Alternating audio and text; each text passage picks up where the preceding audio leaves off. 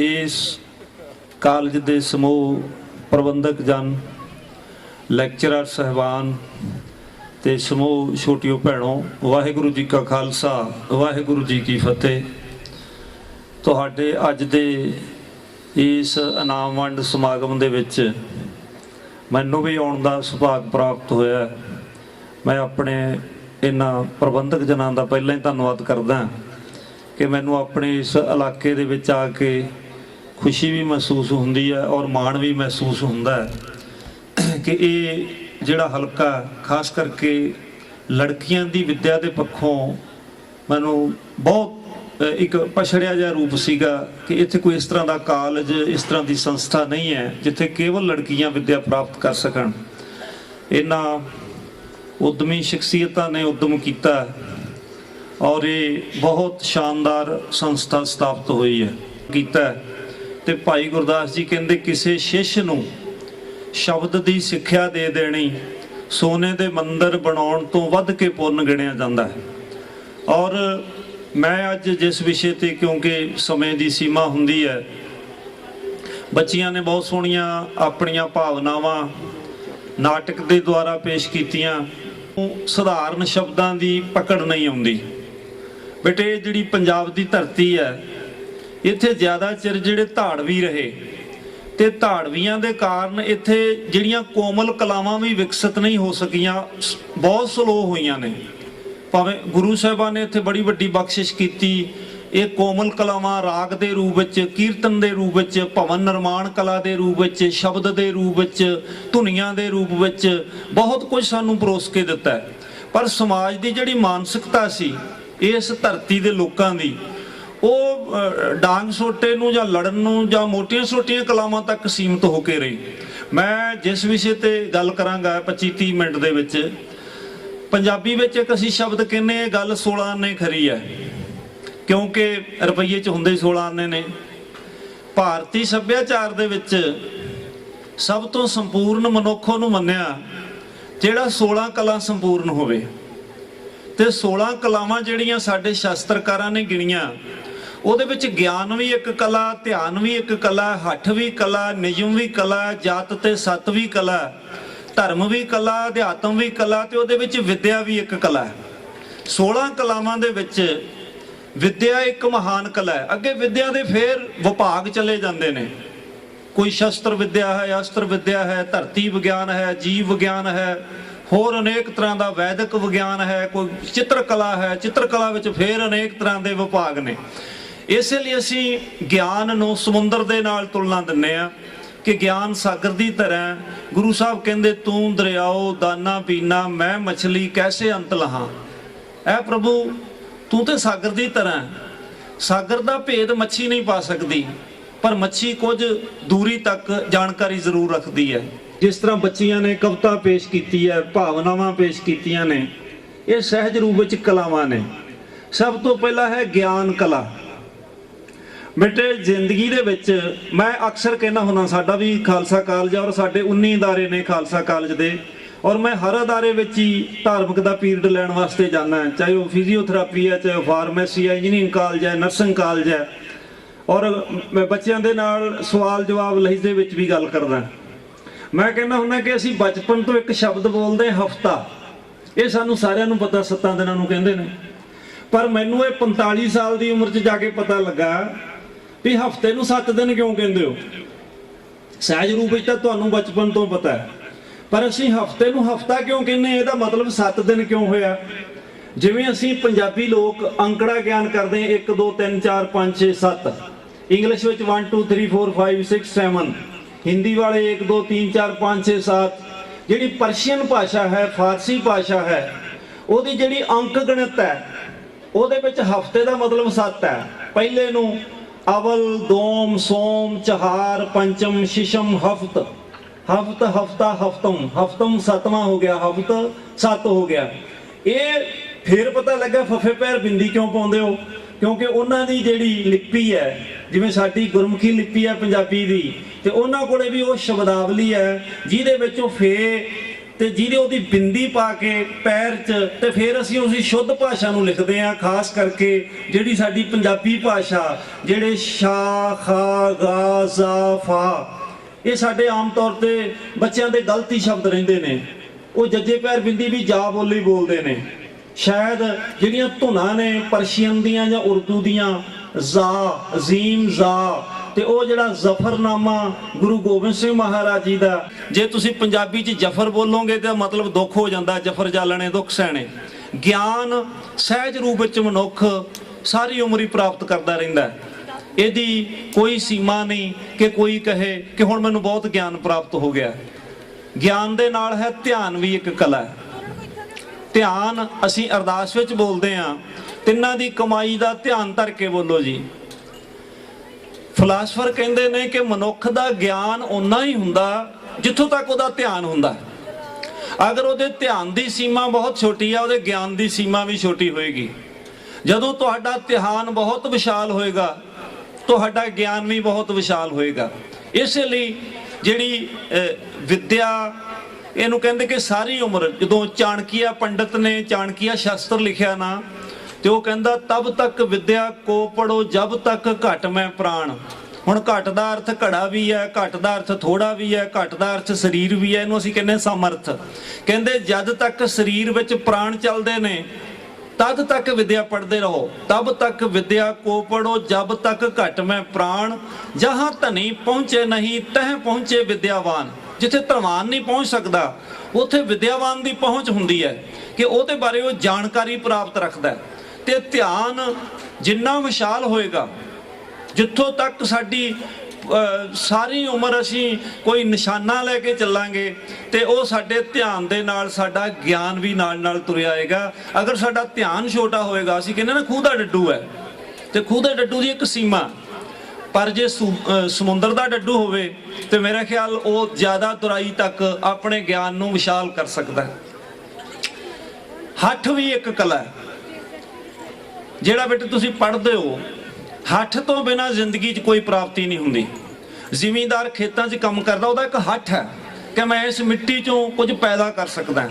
ਨੌਕਰੀ ਵਾਲਾ ਹੱਠ ਕਰਕੇ ਉੱਠਦਾ ਭੱਜਦਾ ਤੁਰਦਾ, ਵਪਾਰੀ ਹੱਠ ਕਰਕੇ ਕੰਮ ਕਰਦਾ, ਵਿਦਿਆਰਥੀ ਹੱਠ ਤੋਂ ਬਿਨਾਂ ਪ੍ਰਾਪਤੀ ਕਰ ਹੀ ਨਹੀਂ ਸਕਦਾ। ਇਸੇ ਲਈ ਕਹਿੰਦੇ ਜਿੰਨਾ ਹੱਠੀਆਂ ਜਪੀਆਂ ਤਪੀਆਂ ਦਾ ਧਿਆਨ ਧਰ ਕੇ ਇਸ ਲਈ ਵਾਹਿਗੁਰੂ ਬੋਲਦੇ ਆ ਕਿ ਉਹਨਾਂ ਨੇ ਆਪਣਾ ਜੋ ਇਰਾਦਾ ਕੀਤਾ ਉਹਦੇ ਤੇ ਹੱਠ ਕਰਕੇ ਪਹਿਰਾ ਦਿੱਤਾ।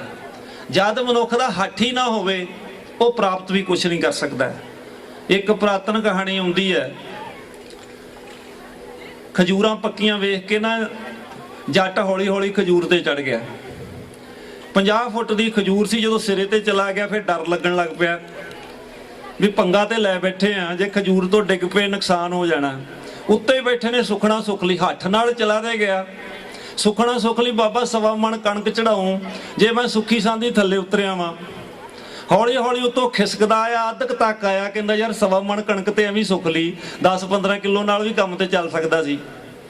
ਜਦੋਂ ਅੱਧ ਤੋਂ ਹੋਰ ਤੀਜਾ ਕਿ ਹਿੱਸਾ ਠਾਹ ਨੂੰ ਆ ਗਿਆ, ਕਹਿੰਦਾ ਚੱਲ ਆਪਾਂ ਕਿਹੜਾ ਲਿਖ ਲਿਖਾ ਕੀਤਾ, 1.25 ਕਿਲੋ ਥਾਲ 'ਚ ਪਾ ਕੇ ਚੜਾਵਾਂਗੇ।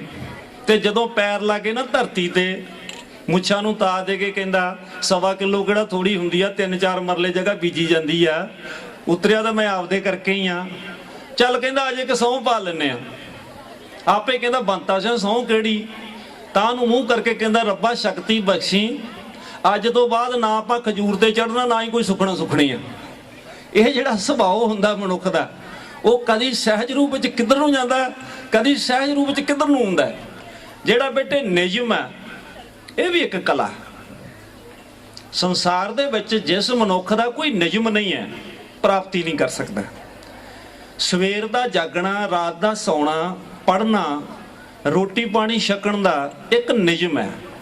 ਜਦੋਂ ਗੁਰੂ ਨਾਨਕ ਪਾਤਸ਼ਾਹ ਕਾਦਰ ਨੂੰ ਚਿੱਤਰਦੇ ਨੇ ਨਾ, ਭੈ ਵਿੱਚ ਪਵਨ ਵਹਿ ਸਦ ਵਾਓ, ਭੈ ਵਿੱਚ ਚੱਲੇ ਲੱਖ ਦਰਿਆਓ, ਭੈ ਵਿੱਚ ਸੂਰਜ, ਭੈ ਵਿੱਚ ਚੰਦ, ਕੋਹ ਕਰੋੜੀ ਚਲਤ ਅਨੰਤ। ਬੜਾ ਲੰਬਾ ਇਹ ਸ਼ਬਦ ਆ ਅਸਾ ਦੀ ਵਾਰ ਦੇ ਵਿੱਚ। ਉੱਥੇ ਭੈ ਦਾ ਅਰਥ ਨਿਯਮ ਹੈ। ਜਿਵੇਂ ਨਿਯਮ ਵਿੱਚ ਹਵਾਵਾਂ ਚਲਦੀਆਂ ਨੇ, ਸੂਰਜ ਚੰਦਰਮਾ ਆਪਣਾ ਪ੍ਰਕਾਸ਼ ਕਰਦੇ ਨੇ, ਜੇ ਅਗਰ ਮਨੁੱਖ ਨਿਯਮ ਦੇ ਵਿੱਚ ਹੋਏਗਾ ਤੇ ਨਿਯਮ ਤੋਂ ਬਿਨਾਂ ਕਦੀ ਕੋਈ ਪ੍ਰਾਪਤੀ ਨਹੀਂ ਹੁੰਦੀ। ਤੁਸੀਂ ਜਿੰਨੇ ਵੀ ਪ੍ਰਾਪਤੀ ਕਰਨ ਵਾਲੇ ਲੋਕਾਂ ਦੀਆਂ ਜੀਵਨੀਆਂ ਪੜ੍ਹੋਗੇ, ਉਹਨਾਂ ਦਾ ਇੱਕ ਜੀਵਨ ਜਾਂਚ ਹੈ। ਉਹ ਜਿਹੜੀ ਜਾਂਚ ਹੈ ਉਹ ਉਹਨਾਂ ਦੀ ਪ੍ਰਾਪਤੀ ਹੈ।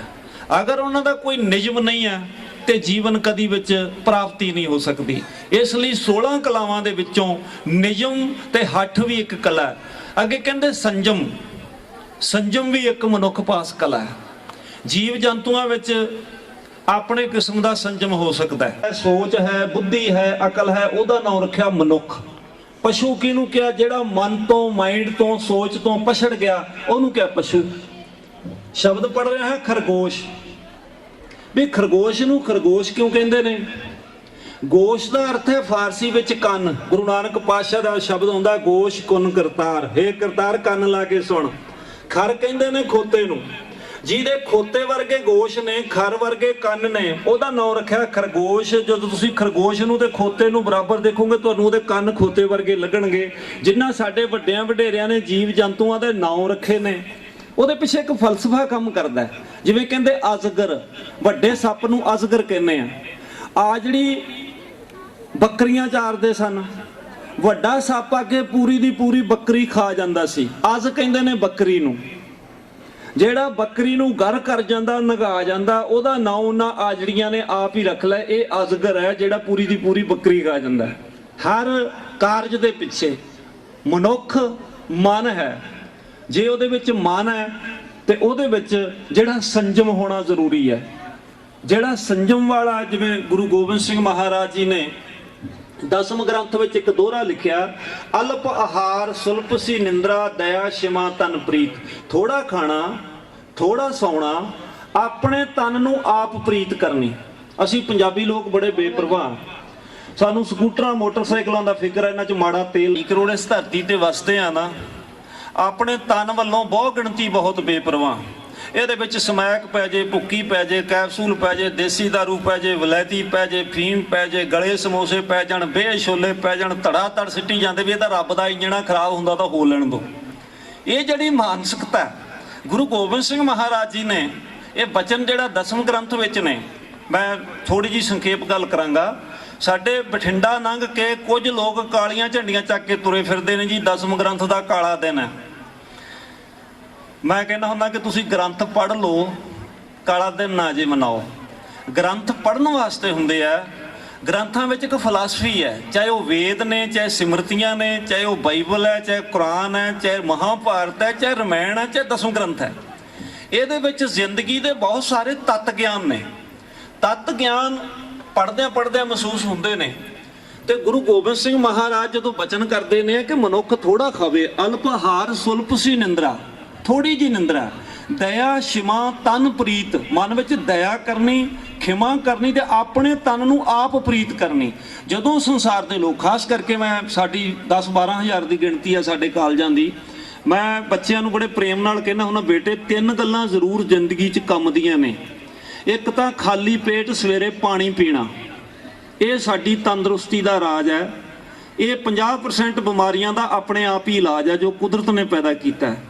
ਇੱਕ ਰਾਤੀ ਭੋਜਨ ਛਕਣ ਤੋਂ ਬਾਅਦ ਜਿਹੜਾ ਦੰਦਾਂ ਨੂੰ ਬਰਸ਼ ਕਰਨਾ ਜ਼ਰੂਰੀ ਹੈ, ਕਿਉਂਕਿ ਸਾਡੇ ਦੰਦਾਂ ਦੇ ਰੋਗ ਇੰਨੇ ਕੁ ਮਹਿੰਗੇ ਨੇ ਇਲਾਜ ਪੰਜਾਬ ਦੇ ਵਿੱਚ ਕਿ ਸਧਾਰਨ ਆਦਮੀ ਤੇ ਫਿਰ ਕੰਨ ਤੇ ਹੱਥ ਰੱਖ ਕੇ ਰੋਣ ਜੋਗਾ ਹੀ ਰਹਿ ਜਾਂਦਾ ਜਦੋਂ ਹਜ਼ਾਰਾਂ ਦੀ ਗਿਣਤੀ ਵਿੱਚ ਬਿੱਲ ਬਣਦੇ ਨੇ। ਅਗਰ ਅਸੀਂ ਅੱਗੋਂ ਦੇ ਜਾ ਚੇਤੀਏ ਤਾਂ ਕਾਇਤ ਮਿਲੇ ਸਜਾਏ, ਗੁਰੂ ਨਾਨਕ ਪਾਤਸ਼ਾਹ ਦਾ ਵਚਨ ਹੈ। ਜੇ ਅਸੀਂ ਆਪਣੀ ਸੰਭਾਲ ਇਸ ਪੀਰੀਅਡ ਤੋਂ ਕਰੀਏ, ਕਿਉਂਕਿ ਦਿਨੇ ਅਸੀਂ ਕੁਝ ਨਾ ਕੁਝ ਖਾਈ ਪੀ ਜਾਂਦੇ ਆ ਤੇ ਸਾਡਾ ਮੂੰਹ ਖੁੱਲਦਾ ਰਹਿੰਦਾ ਹੈ। ਰਾਤੀ ਜਦੋਂ 8 ਘੰਟੇ ਵਾਸਤੇ ਅਸੀਂ ਮੂੰਹ ਬੰਦ ਕਰਕੇ ਪੈ ਜਾਂਦੇ, ਅਸੀਂ ਮਿੱਠਾ ਬਹੁਤ ਖਾਂਦੇ। ਇਸ ਧਰਤੀ ਦੇ ਲੋਕ ਗੁੜ ਸ਼ੱਕਰ ਜ਼ਰੂਰ ਰਾਤ ਨੂੰ ਖਾਂਦੇ ਆ। ਉਹ ਜਿਹੜੇ ਬੈਕਟੀਰੀਆ ਨੇ ਉਹ ਰਾਤ ਨੂੰ 8 ਘੰਟਿਆਂ ਵਿੱਚ ਜਿੰਨਾ ਅਟੈਕ ਕਰਦੇ ਨੇ, ਸਭ ਤੋਂ ਵੱਧ ਅਸੀਂ ਦੰਦਾਂ ਦੇ ਰੋਗੀ ਹੋ ਰਹੇ ਹਾਂ। ਤੇ ਜੇ 2 ਮਿੰਟ ਰਾਤ ਨੂੰ ਅਸੀਂ ਸਮਾਂ ਕੱਢ ਕੇ ਅਸੀਂ ਆਪਣੇ ਦੰਦਾਂ ਨੂੰ ਸਾਫ਼ ਕਰ ਲਈਏ ਤੇ ਸਾਡੀਆਂ 70-80% ਬਿਮਾਰੀਆਂ ਰਾਤ ਦੇ ਬਰਸ਼ ਕਰਨ ਨਾਲ ਦੰਦਾਂ ਦੀਆਂ ਆਪਣੇ ਆਪ ਠੀਕ ਹੋ ਜਾਂਦੀਆਂ ਨੇ। ਮੇਰਾ ਕਹਿਣ ਤੋਂ ਭਾਵ ਹੈ, ਜਿਹੜੀ ਗੁਰੂ ਸਾਹਿਬ ਕਹਿੰਦੇ ਤਨ ਪ੍ਰੀਤ, ਆਪਣੇ ਤਨ ਨੂੰ ਸ਼ਿੰਗਾਰਨਾ, ਸੋਹਣਾ ਰੱਖਣਾ, ਇਹਨੂੰ ਸਾਫ਼ ਸੁਥਰਾ ਰੱਖਣਾ ਤੇ ਇਹਨੂੰ ਬਿਮਾਰੀਆਂ ਤੋਂ ਇਹ ਠੀਕ ਆ। ਕੁਦਰਤ ਦੇ ਰੰਗਾਂ ਵਿੱਚ ਮਨੁੱਖ ਬਹੁਤ ਵੱਡੀ ਨਹੀਂ ਭਾਗੀ ਹੋ ਸਕਦਾ, ਪਰ ਇਹਨੂੰ ਸੁਰੱਖਿਅਤ ਕਰ ਸਕਦਾ। ਕੋਈ ਗਹਿਰ ਗੰਭੀਰ ਬਿਮਾਰੀ ਤਾਂ ਕੋਈ ਅਚਨਚੇਤ ਹੁੰਦੀ ਹੈ ਬਹੁਤ। ਅੱਗੇ ਦਇਆ ਤੇ ਦਾਨ ਵੀ ਇੱਕ ਕਲਾ ਹੈ। ਮਨੁੱਖ ਦਾ ਦਇਆਵਾਨ ਸੁਭਾਅ ਹੋਏਗਾ, ਸੰਸਾਰ ਬਹੁਤ ਚੰਗਾ ਹੋਏਗਾ। ਜਦੋਂ ਇਹ ਜ਼ਾਲਮ ਸੁਭਾਅ ਹੁੰਦਾ, ਇਹਦਾ ਚੰਗੇਜ਼ ਖਾਂ ਵਰਗਾ, ਇਹਦਾ ਬਾਬਰ ਵਰਗਾ, ਇਹਦਾ ਔਰੰਗੇ ਵਰਗਾ, ਧਰਤੀ ਦਾ ਵਿਨਾਸ਼ ਹੋ ਜਾਂਦਾ ਹੈ। ਦਾਨ ਵੀ ਇੱਕ ਕਲਾ ਗਿਣੀ ਆ 16 ਕਲਾਵਾਂ ਦੇ ਵਿੱਚੋਂ। ਇਹ ਸਾਡੇ ਗੁਰਮੁਖ ਪਿਆਰੇ ਵਿਦੇਸ਼ੀ ਮਹਿਮਾਨ ਬੈਠੇ ਨੇ, ਇਹ ਉਸ ਧਰਤੀ ਤੇ ਜਾ ਕੇ ਵੀ ਇਹਨਾਂ ਦਾ ਮੋਹ ਇਸ ਧਰਤੀ ਦੇ ਨਾਲ ਹੈ। ਔਰ ਇਹਨਾਂ ਨੇ ਇਹ ਫੁਰਨਾ ਫੁਰਿਆ ਕਿ ਇਸ ਤਰ੍ਹਾਂ ਇੱਕ ਲੜਕੀਆਂ ਦੀ ਸੰਸਥਾ ਹੋਵੇ। ਇਹਨਾਂ ਉਦਮ ਕੀਤਾ, ਮੈਨੂੰ ਪਤਾ ਮੈਂ ਬਹੁਤ ਸਾਲ ਪਹਿਲਾਂ ਵੀ ਆਇਆ ਸਾਂ। ਔਰ ਇਹ ਇੱਕ ਭਾਵਨਾ ਦੇ ਵਿੱਚੋਂ ਪੈਦਾ ਹੋਇਆ। ਇਹ ਆਸਾਨ ਨਹੀਂ ਆ, ਇਹ ਸੂਖਸ਼ਮ ਭਾਵਨਾ ਹੈਗੀ ਆ ਕਿ ਜੇ ਅਸੀਂ ਥੋੜਾ ਥੋੜਾ ਪੈਸਾ, ਕਿਉਂਕਿ ਸਾਨੂੰ ਗੁਰੂ ਸਾਹਿਬਾਨ ਦੀ ਹਦਾਇਤ ਹੈ ਕਿ ਤੁਸੀਂ ਦਸਵੰਧ ਤੇ ਦਿਓ, 10 ਰੁਪਏ ਕਮਾਉਂਦੇ ਹੋ, 1 ਰੁਪਈਆ ਸਾਂਝੇ ਥਾਂ ਤੇ ਜੇ ਦਾਨ ਦਿਓਗੇ ਸਮਾਜ ਬਹੁਤ ਚੰਗਾ ਹੋਏਗਾ। ਕਿਉਂਕਿ ਸਮਾਜ ਦਾ ਬੈਲੈਂਸ ਰੱਖਣ ਵਾਸਤੇ ਭਲੇ ਪੁਰਸ਼ਾਂ ਦੇ ਮਨਾਂ ਵਿੱਚ ਦਇਆ ਤੇ ਦਾਨ ਦੀ ਭਾਵਨਾ ਪੈਦਾ ਕੀਤੀ। ਔਰ ਦਾਨ ਹਰ ਧਰਮ ਦੇ ਵਿੱਚ ਹੀ ਦਿੱਤਾ ਜਾਂਦਾ ਹੈ। ਮੁਸਲਮਾਨ ਜ਼ਕਾਤ ਦਿੰਦੇ ਨੇ, 40ਵਾਂ ਹਿੱਸਾ। ਸਨਾਤਨ ਮਤ ਵਿੱਚ ਵੀ ਦਾਨ ਦਿੰਦੇ ਨੇ ਮੰਦਰਾਂ ਵਿੱਚ ਜਾ ਕੇ, ਬਾਕੀ ਧਰਮਾਂ ਦੇ ਲੋਕ ਵੀ ਦਾਨ ਦਿੰਦੇ ਨੇ। ਇਹ ਦਾਨ ਦੇ ਨਾਲ ਸਾਡੀ ਇੱਕ ਸਾਂਝੀਵਾਲਤਾ, ਸਾਡਾ ਮੋਹ, ਸਾਡਾ ਬਹੁਤ ਵੱਡਾ ਆਧਾਰ ਇੱਕ ਪੈਦਾ ਹੁੰਦਾ ਹੈ। ਔਰ ਇਹ ਦਾਨ ਵੀ ਇੱਕ ਕਲਾ ਹੈ ਤੇ ਵਿਦਿਆ ਵੀ ਇੱਕ ਕਲਾ ਹੈ। ਵਿਦਿਆ ਇੱਕ ਕਲਾ ਹੈ। ਵਿਦਿਆ ਤੋਂ ਮਨੁੱਖ ਨੂੰ ਚੰਗੇ ਤੇ ਮੰਦੇ ਦਾ ਫਰਕ ਪੈਦਾ ਹੁੰਦਾ ਹੈ। ਗੁਰੂ ਅੰਗਦ ਦੇਵ ਪਾਤਸ਼ਾਹ ਕਹਿੰਦੇ ਨੇ, 37 ਪੈਰੀ 7 ਭਲਾ ਬਈਏ ਪੜ੍ਹਿਆ ਪਾਸ, ਉੱਥੇ ਪਾਪ ਪੁੰਨ ਵਿਚਾਰੀਏ ਕੂੜੇ ਘੱਟੇ ਰਾਸ। ਪਹਿਰ 3 ਘੰਟੇ ਦਾ ਹੁੰਦਾ ਹੈ। ਕਹਿੰਦੇ ਜਿਹੜੇ 7 ਪਹਿਰ ਬਚ ਗਏ ਨਾ ਅੰਮ੍ਰਿਤ ਵੇਲੇ ਤੋਂ, ਉੱਥੇ ਵੀ ਕਿਸੇ ਪੜ੍ਹਿਆ ਪਾਸ ਬੈਠੀਏ ਤੇ ਸਾਡੀ ਕੂੜ ਦੀ ਰਾਸ ਘਟਦੀ ਹੈ। ਬੇਟੇ ਖਾਸ ਕਰਕੇ ਬੱਚੀਆਂ ਲਈ ਮੈਂ ਜ਼ਰੂਰ ਕਹਾਂਗਾ ਕਿ ਸਾਡੇ ਹਿੰਦੁਸਤਾਨੀ ਸੱਭਿਆਚਾਰ ਦੇ ਵਿੱਚ ਬਹੁਤ ਸਾਰੇ ਅੰਧ ਵਿਸ਼ਵਾਸ ਨੇ। ਅੱਜ ਮੰਗਲਵਾਰ ਹੈ, ਅੱਜ ਵੀਰਵਾਰ ਹੈ, ਅੱਜ ਸ਼ਨੀਵਾਰ ਹੈ, ਬਿੱਲੀ ਰਾਹ ਕੱਟ ਗਈ, ਕੁੱਤਾ ਕੰਨ ਫਿੱਟ ਗਿਆ, ਨੰਬਰਦਾਰ ਝੋਟਾ ਮੱਥੇ ਲੱਗ ਗਿਆ, ਖਾਲੀ ਟੋਕਰਾ ਮੱਥੇ ਲੱਗ ਗਿਆ, ਟੂਣਾ ਕੀਤਾ, ਜੰਤਰ ਮੰਤਰ ਤੰਤਰ, ਕਬਰ ਤੇ ਮੇਲਾ ਲੱਗਾ, ਮੜੀ ਤੇ ਮੇਲਾ ਲੱਗਾ, ਰੋਡੇ ਸ਼ਾਹ ਦੇ ਸ਼ਰਾਬ ਚੜਦੀ ਆ, ਸ਼ੇਖ ਫੱਤੇ ਦੇ ਖੀਰ ਚੜਦੀ ਆ, ਵਡਭਾਗ ਸਿੰਘ ਦੇ ਡੇਰੇ ਸਿਰ ਖੋਲ ਕੇ ਲੋਕੀ ਖੇਡੀ ਜਾਂਦੇ ਨੇ। ਕਾਰਨ ਕੀ ਹੈ? ਇਹ ਵਿਦਿਆ ਨੇ ਬੇਟੇ ਗਿਆਨ ਦੇਣਾ, ਸਹਿਜ ਭਾਵੀ ਗਿਆਨ ਹੈ। ਐਮਏ ਵਾਲੀਆਂ ਬੱਚੀਆਂ ਨੂੰ ਪੁੱਛਿਆ, ਬੇਟੇ ਅੱਜ ਕਰਵੇ ਚੌਥ ਤੇ ਤੁਸੀਂ ਮਹਿੰਦੀ ਤਾਂ ਲਾਈ ਹੈ, ਕਰਵੇ ਦਾ ਮਤਲਬ ਕੀ ਹੈ? 100 ਬੱਚੀ ਦੇ ਵਿੱਚੋਂ ਇੱਕ ਕਹਿੰਦੀ ਸਰ ਮੈਨੂੰ ਇੰਨਾ ਕੁ ਪਤਾ ਘੜੇ ਨੂੰ ਕਹਿੰਦੇ ਆ। ਮੈਂ ਕਿਹਾ ਬੇਟੇ ਘੜਾ ਤੇ ਨਹੀਂ ਹੁੰਦਾ ਵੈਸੇ, ਚਲੋ ਮਿੱਟੀ ਦਾ ਭਾਂਡਾ ਜ਼ਰੂਰ ਹੁੰਦਾ, ਕਰਵਾ ਕੁੱਜੇ ਨੂੰ ਕਹਿੰਦੇ ਨੇ।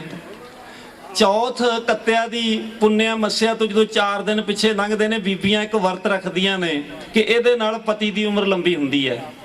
ਪਰ ਹਿੰਦੁਸਤਾਨ ਵਿੱਚ ਵਰਤ ਕਿਉਂ ਰੱਖਿਆ ਜਾਂਦਾ ਹੈ? ਹੁਣ ਇਹ ਵਿਦਿਆ ਪਿਛੋਕੜ ਫੋਲੇਗੀ।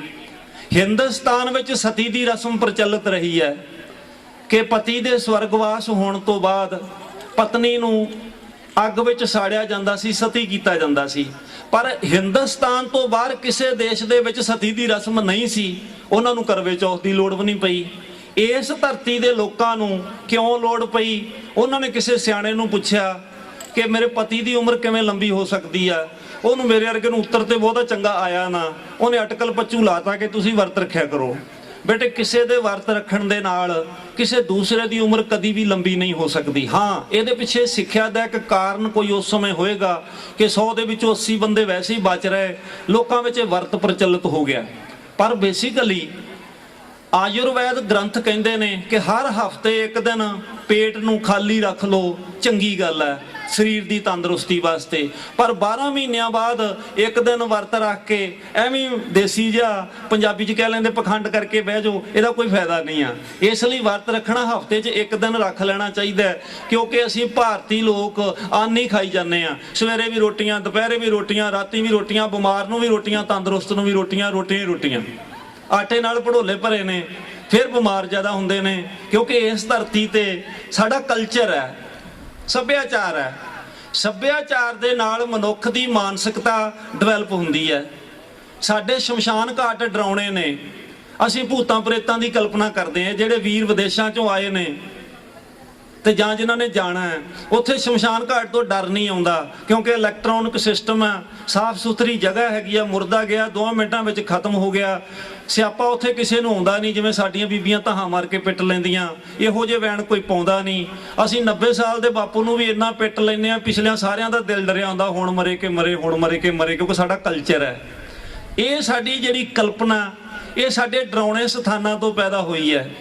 ਨਜ਼ਰ ਪੱਛਮ ਵਿੱਚ ਨਹੀਂ ਕਿਸੇ ਨੂੰ ਲੱਗਦੀ, ਕਿਉਂਕਿ ਸਾਰੇ ਇੱਕੋ ਜਿਹੇ ਨੇ। ਇੰਗਲੈਂਡ ਵਿੱਚ ਸਾਰਿਆਂ ਦੇ ਬੱਚੇ ਗੋਰੇ ਨੇ, ਟਿੱਕਾ ਕਿਹਨੂੰ ਲਾਈਏ? ਚੀਨ ਦੇ ਵਿੱਚ ਸਾਰਿਆਂ ਦੇ ਬੱਚੇ ਫੀਨੇ ਨੇ, ਕਿਹਨੂੰ ਨਜ਼ਰ ਲੱਗਣੀ ਆ? ਉਹ ਜਿਹੜੇ ਕਾਲਿਆਂ ਦੇ ਮੁਲਕ ਨੇ ਉਹ ਸਾਰੇ ਇੱਕੋ ਜਿਹੇ ਨੇ, ਉੱਥੇ ਨਜ਼ਰ ਕਿਹਨੂੰ ਲੱਗੇ? ਅਸੀਂ ਬਹੁਤ ਭੰਤੀ ਕਲਚਰ ਦੇ ਲੋਕ ਆ, ਸਾਡੇ ਜੀਨਸ ਲਹਿਦਾ ਨੇ। ਇੱਥੇ ਕਿਸੇ ਦਾ ਬੱਚਾ ਗੋਰਾ, ਕਿਸੇ ਦਾ ਕਾਲਾ, ਕਿਸੇ ਦੀ ਮੱਝ ਕਿਲੋ ਦੁੱਧ ਦਿੰਦੀ ਆ, ਕਿਸੇ ਦੀ ਮੱਝ 10 ਕਿਲੋ ਦਿੰਦੀ ਆ। 10 ਕਿਲੋ ਵਾਲਾ ਕਹਿੰਦਾ ਕਿਲੋ ਵਾਲੀ ਦੀ ਨਜ਼ਰ ਮੇਰੀ ਬਾਲਟੀ ਨੂੰ ਲੱਗ ਜਾਣੀ ਆ। ਗੋਰੇ ਬੱਚੇ ਵਾਲਾ ਕਹਿੰਦਾ ਦੂਜਿਆਂ ਦੀ ਨਜ਼ਰ ਲੱਗ ਜਾਏਗੀ। ਘਰ ਇੱਕੋ ਜਿਹੇ ਨਹੀਂ ਹੈਗੇ, ਉੱਥੇ ਲੱਕੜ ਦੀਆਂ ਬਿਲਡਿੰਗਾਂ ਨੇ, ਬਾਹਰੋਂ ਇੱਕੋ ਜਿਹੀਆਂ ਨੇ, ਅੰਦਰੋਂ ਸ਼ਿੰਗਾਰ ਵੱਖੋ ਵੱਖਰਾ ਹੋ ਸਕਦਾ। ਉੱਥੇ ਕਿਸੇ ਘਰ ਤੇ ਕਾਲਾ ਕੁੱਜਾ ਨਹੀਂ ਲਟਕਦਾ। ਹਿੰਦੁਸਤਾਨ ਵਿੱਚ ਇਸ ਲਈ ਲਟਕਦਾ, ਇੱਕ ਕੋਠੀ 3 ਮੰਜ਼ਲੀ ਆ, ਇੱਕ ਕੋਲੇ ਝੁੱਗੀ ਆ। ਕੋਠੀ ਵਾਲਾ ਸਮਝਦਾ ਝੁੱਗੀ ਵਾਲੇ ਦੀ ਨਜ਼ਰ ਲੱਗ ਜਾਏਗੀ, ਉਹ ਕਾਲਾ ਟਾਇਰ ਟੰਗੀ ਬੈਠਾ। ਇਹ ਸਾਡੇ ਸੱਭਿਆਚਾਰ ਦੀ ਦੇਣ ਆ। ਵਿਸ਼ਵ ਵਿੱਚ ਵਸਦੇ ਨੇ ਕਿ ਉਹ ਮਰ ਕੇ ਭੂਤ ਨਹੀਂ ਬਣਦੇ। ਉਹਨਾਂ ਕੋਲੇ ਕੋਈ ਡੇਰਾ ਨਹੀਂ ਆ ਜਿੱਥੇ ਸਿਰ ਘਮਾਉਂਦੇ ਹੋਣ। ਉਹਨਾਂ ਕੋਲੇ ਕੋਈ ਰੋਡੇ ਸ਼ਾਹ ਦੀ ਕਬਰ ਨਹੀਂ ਜਿੱਥੇ ਸ਼ਰਾਬ ਚੜ੍ਹਦੀ ਹੋਵੇ। ਉਹਨਾਂ ਦੀਆਂ ਮੱਝਾਂ ਵੀ ਕੱਟੀਆਂ ਦਿੰਦੀਆਂ ਨੇ, ਸ਼ੇਖ ਪਤਾ ਉੱਥੇ ਕੋਈ ਨਹੀਂ ਹੈਗਾ। ਮੱਝਾਂ ਗਾਵਾਂ ਫਿਰ ਵੀ ਕੱਟੀਆਂ ਵੱਛੀਆਂ ਦੇ ਜਾਂਦੀਆਂ ਨੇ। ਕਾਰਨ ਇਹ ਹੈ ਸਾਡੀ ਸੱਭਿਆਚਾਰਕ ਪ੍ਰਭਾਵ ਹੈ। ਅਸੀਂ ਛੋਟੇ ਬੱਚੇ ਨੂੰ ਕਿਵੇਂ ਡਰਾਉਣੇ ਆ? ਬੱਚੀਆਂ ਬੇਟੇ ਧਿਆਨ ਨਾਲ ਇਸ ਲਈ ਸੁਣਿਓ, ਤੁਹਾਨੂੰ ਵੀ ਮਾਂ ਪਿਓ ਡਰਾਉਂਦੇ ਰਹੇ, ਸਾਨੂੰ ਵੀ ਡਰਾਉਂਦੇ ਰਹੇ ਆ। ਚਾਹ ਪੀ ਲਾ, ਦੁੱਧ ਪੀ ਲਾ, ਕੋਕੋ ਆਜੂ, ਮਾਓ ਆਜੂ। 4 ਸਾਲ ਤੱਕ ਐਵੇਂ ਅੱਖਾਂ ਮੀਟ ਛੱਡਣੀਆਂ ਵੀ ਕੋਕੋ ਮਾਓ ਨੇ ਪਤਾ ਨਹੀਂ ਕੀ ਕਰ ਦੇਣਾ। ਜਦੋਂ ਅਕਲ ਆਈ ਫੇਰ ਪਤਾ ਲੱਗਾ ਮਾਓ ਤਾਂ ਬਿੱਲੀ ਨੂੰ ਕਹਿੰਦੇ ਨੇ ਤੇ ਕੋਕੋ ਗਾਲੜ ਨੂੰ ਕਹਿੰਦੇ ਨੇ। ਫਿਰ ਰੋੜੇ ਮਾਰ ਕੇ ਖੇਡਦੇ ਰਹੇ। ਫਿਰ ਹਾਸਾ ਵੀ ਆਉਂਦਾ ਰਿਹਾ ਵੀ 4 ਸਾਲ ਐਵੇਂ ਡਰੇ ਗਏ ਨਲਾਇਕੋ, ਕੋਕੋ ਮਾਓ ਤਾਂ ਕਹਿੰਦੀ ਕੁਛ ਨਹੀਂ ਹੈ। ਇਹ ਮਨੁੱਖ ਦਾ ਹਾਲ ਹੈ। ਗੁਰੂ ਸਾਹਿਬਾਂ ਨੇ ਬਾਣੀ ਵਿੱਚ ਜੇ ਜੰਤਰਾਂ ਮੰਤਰਾਂ ਤੰਤਰਾਂ ਦਾ, ਕਰਮ ਕਾਂਡਾਂ ਦਾ ਖੰਡਨ ਕੀਤਾ, ਮਨੁੱਖ ਦੀ ਸਾਈਕੀ ਨੂੰ, ਮਾਨਸਿਕਤਾ ਨੂੰ ਬਦਲਿਆ ਕਿ ਤੇਰਾ ਗਿਆਨ ਅੱਗੇ ਛੋਟਾ ਸੀ, ਬਲਿਆ ਗੁਰ ਗਿਆਨ ਅੰਧੇਰਾ ਬਿਨਸਿਆ, ਹਰ ਰਤਨ ਪਦਾਰਥ ਲਾਦਾ। ਜਦੋਂ ਗੁਰੂ ਦਾ ਗਿਆਨ ਲਟ ਕਰਕੇ ਬਲਦਾ ਉਦੋਂ ਰਤਨ ਪਦਾਰਥ ਲੱਭਦਾ। ਜਦ ਤੱਕ ਮਨੁੱਖ ਦੀ ਸੂਝ ਛੋਟੀ ਹੁੰਦੀ ਹੈ, ਤੁਸੀਂ ਪਹਿਲੀ ਜਮਾਤ ਪੜ੍ਹ ਕੇ ਹਟ ਜਾਂਦੀਆਂ ਤੇ ਤੁਹਾਨੂੰ ਇੰਨਾ ਕਾਉਣਾ ਸੀ ਊੜਾ ਊਠ ਤੇ ਫਾਰ ਐਪਲ, ਤੇ ਤੁਸੀਂ ਕਿਆ ਕਰਨਾ ਸੀ ਵੇਖ ਲਈ ਪੜ੍ਹਾਈ ਪੰਜਾਬ ਦੀ। ਊਠ ਤੇ ਐਪਲ ਹੀ ਪੜ੍ਹਾਈ ਜਾਂਦੇ, ਹੋਰ ਉਹਨਾਂ ਨੂੰ ਕੁਝ ਨਹੀਂ ਆਉਂਦਾ। ਤੁਸੀਂ ਅੱਗੇ ਪੜ੍ਹਨਾ ਸ਼ੁਰੂ ਕੀਤਾ ਤੇ ਤੁਸੀਂ BA MA ਤੱਕ ਜਾਂਦੀਆਂ ਨੂੰ ਤੁਹਾਨੂੰ ਸਾਹਿਤ ਬਾਰੇ, ਗਿਆਨ ਬਾਰੇ ਬਹੁਤ ਕੁਝ ਜਾਣਕਾਰੀ ਮਿਲੀ। ਪਰ ਅਗਰ 2 ਜਮਾਤਾਂ ਪੜ੍ਹ ਕੇ ਹਟ ਜਾਂਦੀਆਂ ਤੁਹਾਡੀ ਸੀਮਾ ਬਹੁਤ ਛੋਟੀ ਹੋਣੀ ਸੀ। ਇਸ ਲਈ ਸਾਡੇ ਗ੍ਰੰਥਾਂ ਨੇ ਕਿਹਾ ਬੈਠੀਏ ਸਾਥ ਬੜਨ ਕੇ, ਹੋਤ ਬਟਨ ਸਿਓ ਮੇਲ, ਸਭੈ ਜਾਣਤ ਬੜਤ ਹੈ ਬਿਰਸ਼ ਬਰਾਬਰ ਵੇਲ। ਜਦੋਂ ਵੱਡਿਆਂ ਕੋਲੇ ਬੈਠੀਏ ਮਨੁੱਖ ਵੱਡਾ ਹੁੰਦਾ ਹੈ। ਵੇਲ ਓਨੀ ਉੱਚੀ ਹੁੰਦੀ ਹੈ ਜਿੰਨਾ ਰੁੱਖ ਉੱਚਾ ਹੁੰਦਾ ਹੈ। ਜੇ ਰੁੱਖ ਹੀ ਵਿਚਾਰਾ 2.5 ਫੁੱਟ ਦਾ ਹੋਏਗਾ, ਵੇਲ ਵੀ ਘੁੰਮ ਕੇ ਉੱਥੇ ਜੇ ਖਤਮ ਹੋ ਜਾਏਗੀ। ਜੇ ਰੁੱਖ 50 ਫੁੱਟ ਦਾ ਹੋਏਗਾ, ਵੇਲ ਵੀ ਹੌਲੀ ਹੌਲੀ ਤਾਂ ਨੂੰ 50 ਫੁੱਟ ਚੱਲੀ ਜਾਂਦੀ ਹੈ। ਗਿਆਨ ਬੇਸਿਕਲੀ ਇਸ ਕਰਕੇ ਜਿਸ ਖਿੱਤੇ ਦੇ ਆਪਾਂ ਵਿੱਚ ਲੋਕ ਵਸਦੇ ਆ, ਇੱਥੇ ਭਾਰਤੀ ਸੱਭਿਆਚਾਰ ਦਾ ਪ੍ਰਭਾਵ ਹੈ। ਜਿਹੜਾ ਸਿੱਖ ਸੱਭਿਆਚਾਰ ਹੈ, ਸਿੱਖ ਸੱਭਿਆਚਾਰ ਨੇ ਲੋਕਾਂ ਦੇ ਡਰ ਲਾਹੇ ਨੇ ਕਿ ਤੁਸੀਂ ਡਰ ਮੁਕਤ ਹੋ ਜਾਓ, ਨਿਰਭਉ ਜਪੈ ਸਗਲ ਭਉ ਮਿਟੈ। ਤੁਸੀਂ ਬੱਚੀਆਂ ਹੋ, ਬੱਚੀਆਂ ਨਾਲ ਮੈਂ ਬੱਚੀਆਂ ਵਾਲੇ ਸਵਾਲ ਕਰਦਾ ਹੁੰਦਾ। ਬੱਚੀਆਂ ਨੂੰ ਪੁੱਛਿਆ, ਇਹ ਕਹਿੰਦੀਆਂ ਨੇ ਆਲੂ ਮਟਰਾਂ ਦੀ ਸਬਜ਼ੀ ਆ, ਇਹ ਕਹਿੰਦੀਆਂ ਨੇ ਮਟਰ ਆਲੂਆਂ ਦੀ ਸਬਜ਼ੀ, ਕੋਈ ਫਰਕ ਹੈ? ਕਿਉਂ ਬੇਟੇ, ਲੱਗਦਾ ਕੋਈ ਫਰਕ? ਆਲੂ ਮਟਰਾਂ ਦੀ ਸਬਜ਼ੀ ਵਿੱਚ ਤੇ ਮਟਰ ਆਲੂਆਂ ਦੀ ਸਬਜ਼ੀ ਵਿੱਚ ਫਰਕ ਹੈ? ਸਾਰੀਆਂ ਕਹਿੰਦੀਆਂ ਨਹੀਂ ਹੈ। ਮੈਂ ਕਹਿੰਦਾ ਫਰਕ ਹੈ। ਜਿਹੜੀਆਂ ਕਹਿੰਦੀਆਂ ਆਲੂ ਮਟਰਾਂ ਦੀ ਸਬਜ਼ੀ ਹੈ ਉਹ 'ਚ ਆਲੂ ਜ਼ਿਆਦੇ ਨੇ, ਮਟਰ ਥੋੜੇ ਨੇ। ਜਿਹੜੀ ਕਹਿੰਦੇ ਮਟਰ ਆਲੂਆਂ ਦੀ ਸਬਜ਼ੀ ਉਹ 'ਚ ਮਟਰ ਜ਼ਿਆਦਾ ਨੇ, ਆਲੂ ਥੋੜੇ ਨੇ। ਹੁਣ ਮਟਰ 50 ਰੁਪਏ ਕਿਲੋ, ਆਲੂ 2.5 ਰੁਪਏ ਕਿਲੋ। ਕੋਈ 50 ਕਿਲੋ ਆਲੂ ਪਾ ਕੇ, ਪਾਈਆ ਮਟਰ ਪਾ ਕੇ ਕਹਿ ਦੇਵੇ ਮਟਰ ਆਲੂਆਂ ਦੀ ਸਬਜ਼ੀ, ਬਿਲਕੁਲ ਗਲਤ ਹੈ। ਆਲੂ ਮਟਰਾਂ ਦੀ ਸਬਜ਼ੀ ਹੈ, ਕਿਉਂਕਿ ਮਟਰ ਥੋੜੇ ਨੇ, ਆਲੂ ਜ਼ਿਆਦਾ ਨੇ। ਮੇਰੀ ਗੱਲ ਅਜੇ ਇਸ ਤੋਂ ਅੱਗੇ ਹੈ। ਸੜਕ ਵਿੱਚ ਸਪੀਡ ਬ੍ਰੇਕਰ ਹੁੰਦੇ ਆ ਕਿ ਸਪੀਡ ਬ੍ਰੇਕਰਾਂ 'ਚ ਸੜਕ ਹੁੰਦੀ ਹੈ? ਇਹ ਤਾਂ ਆਪਾਂ ਸਾਰੇ ਜਾਣਦੇ ਆ ਕਿ ਸੜਕ 'ਚ ਸਪੀਡ ਬ੍ਰੇਕਰ ਹੁੰਦੇ ਨੇ। ਸੜਕ ਜ਼ਿਆਦਾ ਹੁੰਦੀ, ਸਪੀਡ ਬ੍ਰੇਕਰ ਥੋੜੇ ਹੁੰਦੇ ਨੇ। ਜਿਹੜਾ ਭਾਰਤੀ ਸੱਭਿਆਚਾਰ ਹੈ ਇਹਦੀ ਸਪੀਡ ਬ੍ਰੇਕਰਾਂ 'ਚ ਸੜਕ ਬਣਾਈ ਹੋਈ ਹੈ। 365 ਦਿਨ ਨੇ ਸਾਲ ਦੇ, 1565 ਤਰ੍ਹਾਂ ਦੇ ਅੰਧ ਵਿਸ਼ਵਾਸ ਨੇ। ਇਹ 'ਚ ਪੰਚਕਾਂ ਆ ਗਈਆਂ ਜੀ, ਸਰਾਧ ਆ ਗਏ ਜੀ, ਹੋਲੀਆਂ ਆ ਗਈਆਂ ਜੀ, ਚੰਦਰਮਾ ਨੂੰ ਗ੍ਰਹਿਣ ਲੱਗ ਗਿਆ, ਸੂਰਜ ਨੂੰ ਗ੍ਰਹਿਣ ਲੱਗ ਗਿਆ, ਆਹ ਦਿਨ ਮਾੜੇ ਨੇ, ਕੱਤੇ ਦਾ ਮਹੀਨਾ ਚਰਾਏ 'ਚ ਕੀਤਾ ਪਿਆ, ਫਲਾਣੇ ਨੂੰ ਹੋ ਗਿਆ। ਇਹ ਕਾਰਨ ਕੀ ਹੈ? ਸਾਰੇ ਸਪੀਡ ਬ੍ਰੇਕਰ ਨੇ। ਜ਼ਿੰਦਗੀ ਵਿੱਚ ਗੱਡੀ ਨੂੰ, ਜੀਵਨ ਰੂਪੀ ਨੂੰ ਚਲਾਉਣਾ ਤਾਂ ਸਪੀਡ ਬ੍ਰੇਕਰ ਤੋੜਨੇ ਪੈਣਗੇ, ਨਹੀਂ ਤਾਂ ਇਹ ਜ਼ਿੰਦਗੀ ਦੀ ਗੱਡੀ ਬਹੁਤ ਹੀ ਚੰਗੀ ਚੱਲ ਨਹੀਂ ਸਕੇਗੀ। ਟਾਇਰਾਂ ਦਾ ਨੁਕਸਾਨ ਵੀ ਹੁੰਦਾ, ਮਸ਼ੀਨਰੀ ਦਾ ਵੀ ਹੁੰਦਾ, ਤੇਲ ਦਾ ਵੀ ਨੁਕਸਾਨ ਹੁੰਦਾ, ਸਾਰਾ ਹੀ ਨੁਕਸਾਨ ਹੁੰਦਾ। ਪਹੁੰਚੀ ਦਾ ਵੀ ਲੇਟ ਹੈ। ਗੁਰੂ ਸਾਹਿਬਾਂ ਨੇ ਸਪੀਡ ਬ੍ਰੇਕਰ ਤੋੜੇ ਨੇ। ਮੈਂ ਗੁਰਮੁਖ ਦਾ ਵਿਦਿਆਰਥੀ ਹੋਣ ਦੇ ਨਾਤੇ क्योंकि मैं 27 साल तो जब मैं मिशनरी कालजां 'ਚ ਗਿਆ ਸਾਂ, खालसा कालज पढ़िया, यूनीवर्सिटी 'ਚੋਂ डॉक्टरेट की डिग्री की, बहुत सारिया एनीमेशन फिल्मां सिख इतिहास ਦੀਆਂ लिखियां, काफ़ी सारिया पुस्तकां लिखियां, बाहर अंदर भी गया, देशों विदेशों 'ਚ भी गया, अजे तक पढ़दा, पर हुण मैं चंगा विद्यार्थी हाँ क्योंकि हुण मैं ज़्यादा पढ़दा। मैं कह सकदा हाँ कि हुण मैं एक चंगा विद्यार्थी हाँ, गुरमत दा विद्यार्थी होने के नाते। मैं कहना हुन्ना गुरु साहिबां ने स्पीड ब्रेकर तोड़े ने, असीं लोग ज़्यादा बनाई बैठे सां। वो कहते जे तुसीं स्पीड ब्रेकरां तो मुक्त होवोगे चंगा जीवन जिउ सकोगे। साडा मिल बैठण दा कारण ये हुंदा कि साडी जीवन रूपी ये जिहड़ी सड़क बनाई है ख्यालां दी, इहदे 'च कोई स्पीड ब्रेकर टुट जावे, हो सकदा साडीਆਂ ਗੱਡੀਆਂ सौखियां भज पैण। इस करके जिहड़ा भविख है इत्थे व्यापारी दे हत्थ विच कब्जा है, चाहे वो नशे वेचदा है, चाहे वो नारियल वेचदा है, चाहे वो तवीत वेचदा है, चाहे वो कबर ते मेला लाई बैठा है। व्यापारी नूं पता है मैं खट्टी किवें खट्टणी है। वो एक करवा चौथ नहीं मानदा, वो कहंदा 40-50 करवा चौथ चाहिए ने। वो बारूद फूकण वाले लोग ने, करोड़ों रुपए का असला फूक के ताड़ियां मार मार हसी जाते हैं। ਉਹਨੂੰ पता है कि समान किवें बेचना है। समान बेचण वाले ने अफवाहां उडाउणियां ने, अफवाहां उडाउण वाले ने अपना व्यापार करना है। असीं खुद बचना है। मैं कहना हुंदा कि असीं कहने लोग उत्थे ना जाण, पिंड वाले ने किता इत्थे ठेका ना खुले। जद लोग पीणों हट जाणगे सरकार जोर ला लवे, जिन्ने मर्जी ठेके खोल लवे, जदों पीण वाले नहीं होणगे आपे चले जाणगे। समाज दी जद तक मनोबल नहीं तकड़ा हुंदा, गुरु साहिबां ने मनोबल तकड़ा कीता कि तुसीं सरीरक खुराक खांदे हो सारा दिन, ये शरीर दी तंदुरुस्ती वास्ते है। मन जद तकड़ा होएगा तुसीं खुद ही चंगे बुरे दी पहचान करन लग पोगे। ਇਹਦਾ ਉੱਤਰ मैं कहना हुंदा आपां ਰਹਿ रस बाणी पढ़दे हाँ, पातशाह कहंदे जिन निरभौ जिन हर निरभौ ध्याया जी तिन का भौ सब गवासी। जिन्हां ने डर रहत प्रभु का नाम लिया, डर तो उन्हां दा दूर होएगा। ते जिहड़े विचारे कदी छपार दे मेले ते सप पूजन चले गए, ते जरग दे मेले ते खोते पूजन चले गए, अज भी पंजाब च मेला लगदा है। ये +2 दे सिलेबस विच भी है, पर टीचर सिर्फ सवाल करता, बच्चा सिर्फ उत्तर दिंदा। इनू मैं इल्म ते अकल विच वंडदा। मैं 5 मिनट समाप्ति कर देना, टाइम ना हो जाए। ए फॉर एप्पल बेटे इल्म है, ऊड़ा ऊठ केवल इल्म है, अकल नहीं है। 5 साल के बच्चे नू कोई नहीं पता ऊठ की कीमत की है, उन्होंने बीमारियां की है, वह हड़कदा भी है, वो नक च नकेल किवें पाई दी, उन्होंने खूह जोड़ी दा, खरास जोड़ी दा, बरातां च जांदा रहा, काठी किवें पाई दी, बच्चे नू बिल्कुल नहीं पता। उन्होंने इल्म सिखाया जाता, अकल उन्होंने बाद च आउंदी है। ए फॉर एप्पल इल्म है, बांदर नूं अग लाउणी दस दो इल्म है, अकल नहीं है भी अपनी पूछ भी सड़ जाएगी। ये जिहड़ी इल्म ते अकल की लड़ाई है, इल्म तो अगे जद समाज ज्ञानवान हुंदा ते ओहदी जिहड़ी मानसिकता अपने आप बदल जाती है। गुरु साहिबां ने इस धरती के उत्ते कहा कि एक सिख सभ्याचार भी है ਜਿਹਦੇ ਵਿੱਚ ਸਰਬੱਤ ਦਾ ਭਲਾ ਵੀ ਹੈ। ਕਿਸੇ ਨਾਲ ਨਫ਼ਰਤ ਨਹੀਂ ਕਰਨੀ, ਜਾਤ ਕਰਕੇ ਪਾਤ ਕਰਕੇ ਅਮੀਰੀ ਗਰੀਬੀ ਕਰਕੇ ਨਹੀਂ। ਮਾਨਸ ਕੀ ਜਾਤ ਸਭ ਇੱਕ ਕੇ ਪਹਿਚਾਨਵੋ। ਪ੍ਰੇਮ ਵੀ ਇੱਕ ਕਲਾ ਹੈ। 16 ਕਲਾਵਾਂ ਵਿੱਚ ਜਦੋਂ ਗੁਰੂ ਗੋਬਿੰਦ ਸਿੰਘ ਕਹਿੰਦੇ ਜਿਨ ਪ੍ਰੇਮ ਕੀਓ ਤਿਨ ਹੀ ਪ੍ਰਭ ਪਾਇਓ, ਕਿਉਂਕਿ ਪ੍ਰੇਮ ਵੀ ਇੱਕ ਕਲਾ ਹੈ। ਜਦੋਂ ਅਸੀਂ ਸਾਰੀ ਧਰਤੀ ਦੇ ਲੋਕਾਂ ਨੂੰ ਇੱਕ ਕਲਾ ਵਿੱਚ ਲਵਾਂਗੇ ਕਿ ਸਾਰੇ ਮਨੁੱਖ ਨੇ, ਸਾਰਿਆਂ ਨਾਲ ਪਿਆਰ ਕਰਨਾ ਜ਼ਰੂਰੀ ਆ, ਫਿਰ ਸਾਡਾ ਸਰਬੱਤ ਦਾ ਭਲਾ ਮੰਗਿਆ ਪ੍ਰੈਕਟੀਕਲ ਰੂਪ ਵਿੱਚ ਬਾਹਰ ਆਏਗਾ। ਇਸ ਕਰਕੇ ਇਹ ਜਿਹੜੀ ਸਮਾਜ ਹੈ, ਸਮਾਜ ਵਿੱਚ ਸੱਭਿਆਚਾਰਕ ਪ੍ਰਭਾਵ ਹੁੰਦੇ ਨੇ। ਸੱਭਿਆਚਾਰ ਹਰ ਖਿੱਤੇ ਦਾ ਲਹਿਦਾ ਹਿੰਦੁਸਤਾਨ ਦੇ ਸੂਬੇ ਸ਼ਾਸਿਤ ਪ੍ਰਦੇਸ਼ 35 ਬਣ ਜਾਂਦੇ ਨੇ। ਵਿਦੇਸ਼ਾਂ ਵਿੱਚ ਅਨੇਕ ਤਰ੍ਹਾਂ ਦੀ ਆਪੋ ਆਪਣਾ ਕਲਚਰ ਹੈ। ਕਿਤੇ ਸੱਪ ਕਾਣਾ ਸੱਭਿਆਚਾਰ ਹੈ, ਕਿਤੇ ਸੱਪ ਪੂਜਣਾ ਸੱਭਿਆਚਾਰ ਹੈ। ਹਿੰਦੁਸਤਾਨ ਵਿੱਚ ਛਪਾਰ ਦੇ ਮੇਲੇ ਤੇ ਸੱਪ पूजना सभ्याचार है। ते की हुंदा, बच्चे कहंदे खोतियां दी पूजा हुंदी है, 5 चों 4 नंबर आ जाते, बच्चा भी पास, मास्टर भी खुश भी इन्हां नूं बड़ी हुण समझ आ गई है भी जरग दे मेले ते की हुंदा। मैं कहना उन्हां दी जड़ कित्थे है? जरग दा मेला लगा क्यों? क्योंकि इत्थे छूत दा रोग पैदा हुंदा सी, जिहड़ा 5 दिनां बाद ठीक हो जांदा है। अंग्रेज़ां ने इहदा नाम रखिया स्माल पॉक्स, छोटे फोड़े। हिंदुस्तानी विचारे उन्नी बुद्धि दे मालक सी, इन्हां ने लिखिया माता निकली है। इन्हां ने एक देवी मिथली उन्होंने इंजैक्शन लाने शुरू करते। गोरियां दे बच्चों नूं इंजैक्शन लगदे सन ते जिहड़े पंजाबी जां हिंदुस्तानी लोग आ ये पूजा शुरू करते सन। 5 दिनां च माता दा कहर फेर ठीक होना। हुण तुसीं कहोगे जरग दे मेले नाल की संबंध है? आपे ही मिथ लिया कि एक देवी हुंदी है, उहदी खोते दी सवारी है, ਖੋਤੇ ਨੂੰ ਖੁਸ਼ ਕਰ ਲਓਗੇ ਬਿਮਾਰੀ ਦੂਰ ਹੋ ਜਾਊਗੀ। ਖੋਤੇ ਨੂੰ ਰਿਸ਼ਵਤ ਦੇਣੀ ਸਭ ਤੋਂ ਪਹਿਲਾਂ ਹਿੰਦੁਸਤਾਨੀਆਂ ਨੇ ਸ਼ੁਰੂ ਕੀਤੀ ਹੈ, ਲੀਡਰਾਂ ਨੇ ਤਾਂ ਬਾਅਦ ਚ ਸ਼ੁਰੂ ਕੀਤੀ ਹੈ। ਗੁੜ ਦੇ ਬਣਾ ਕੇ ਤੇ ਫੁਲਕਾਰੀਆਂ ਪਾ ਕੇ ਜਰਗ ਦੇ ਮੇਲੇ ਤੇ ਉਹਦੀ ਪੂਜਾ ਕੀਤੀ ਜਾਂਦੀ ਆ ਵੀ ਇਹ ਬਿਮਾਰੀ ਸਾਡੇ ਘਰ ਨਾ ਆਵੇ।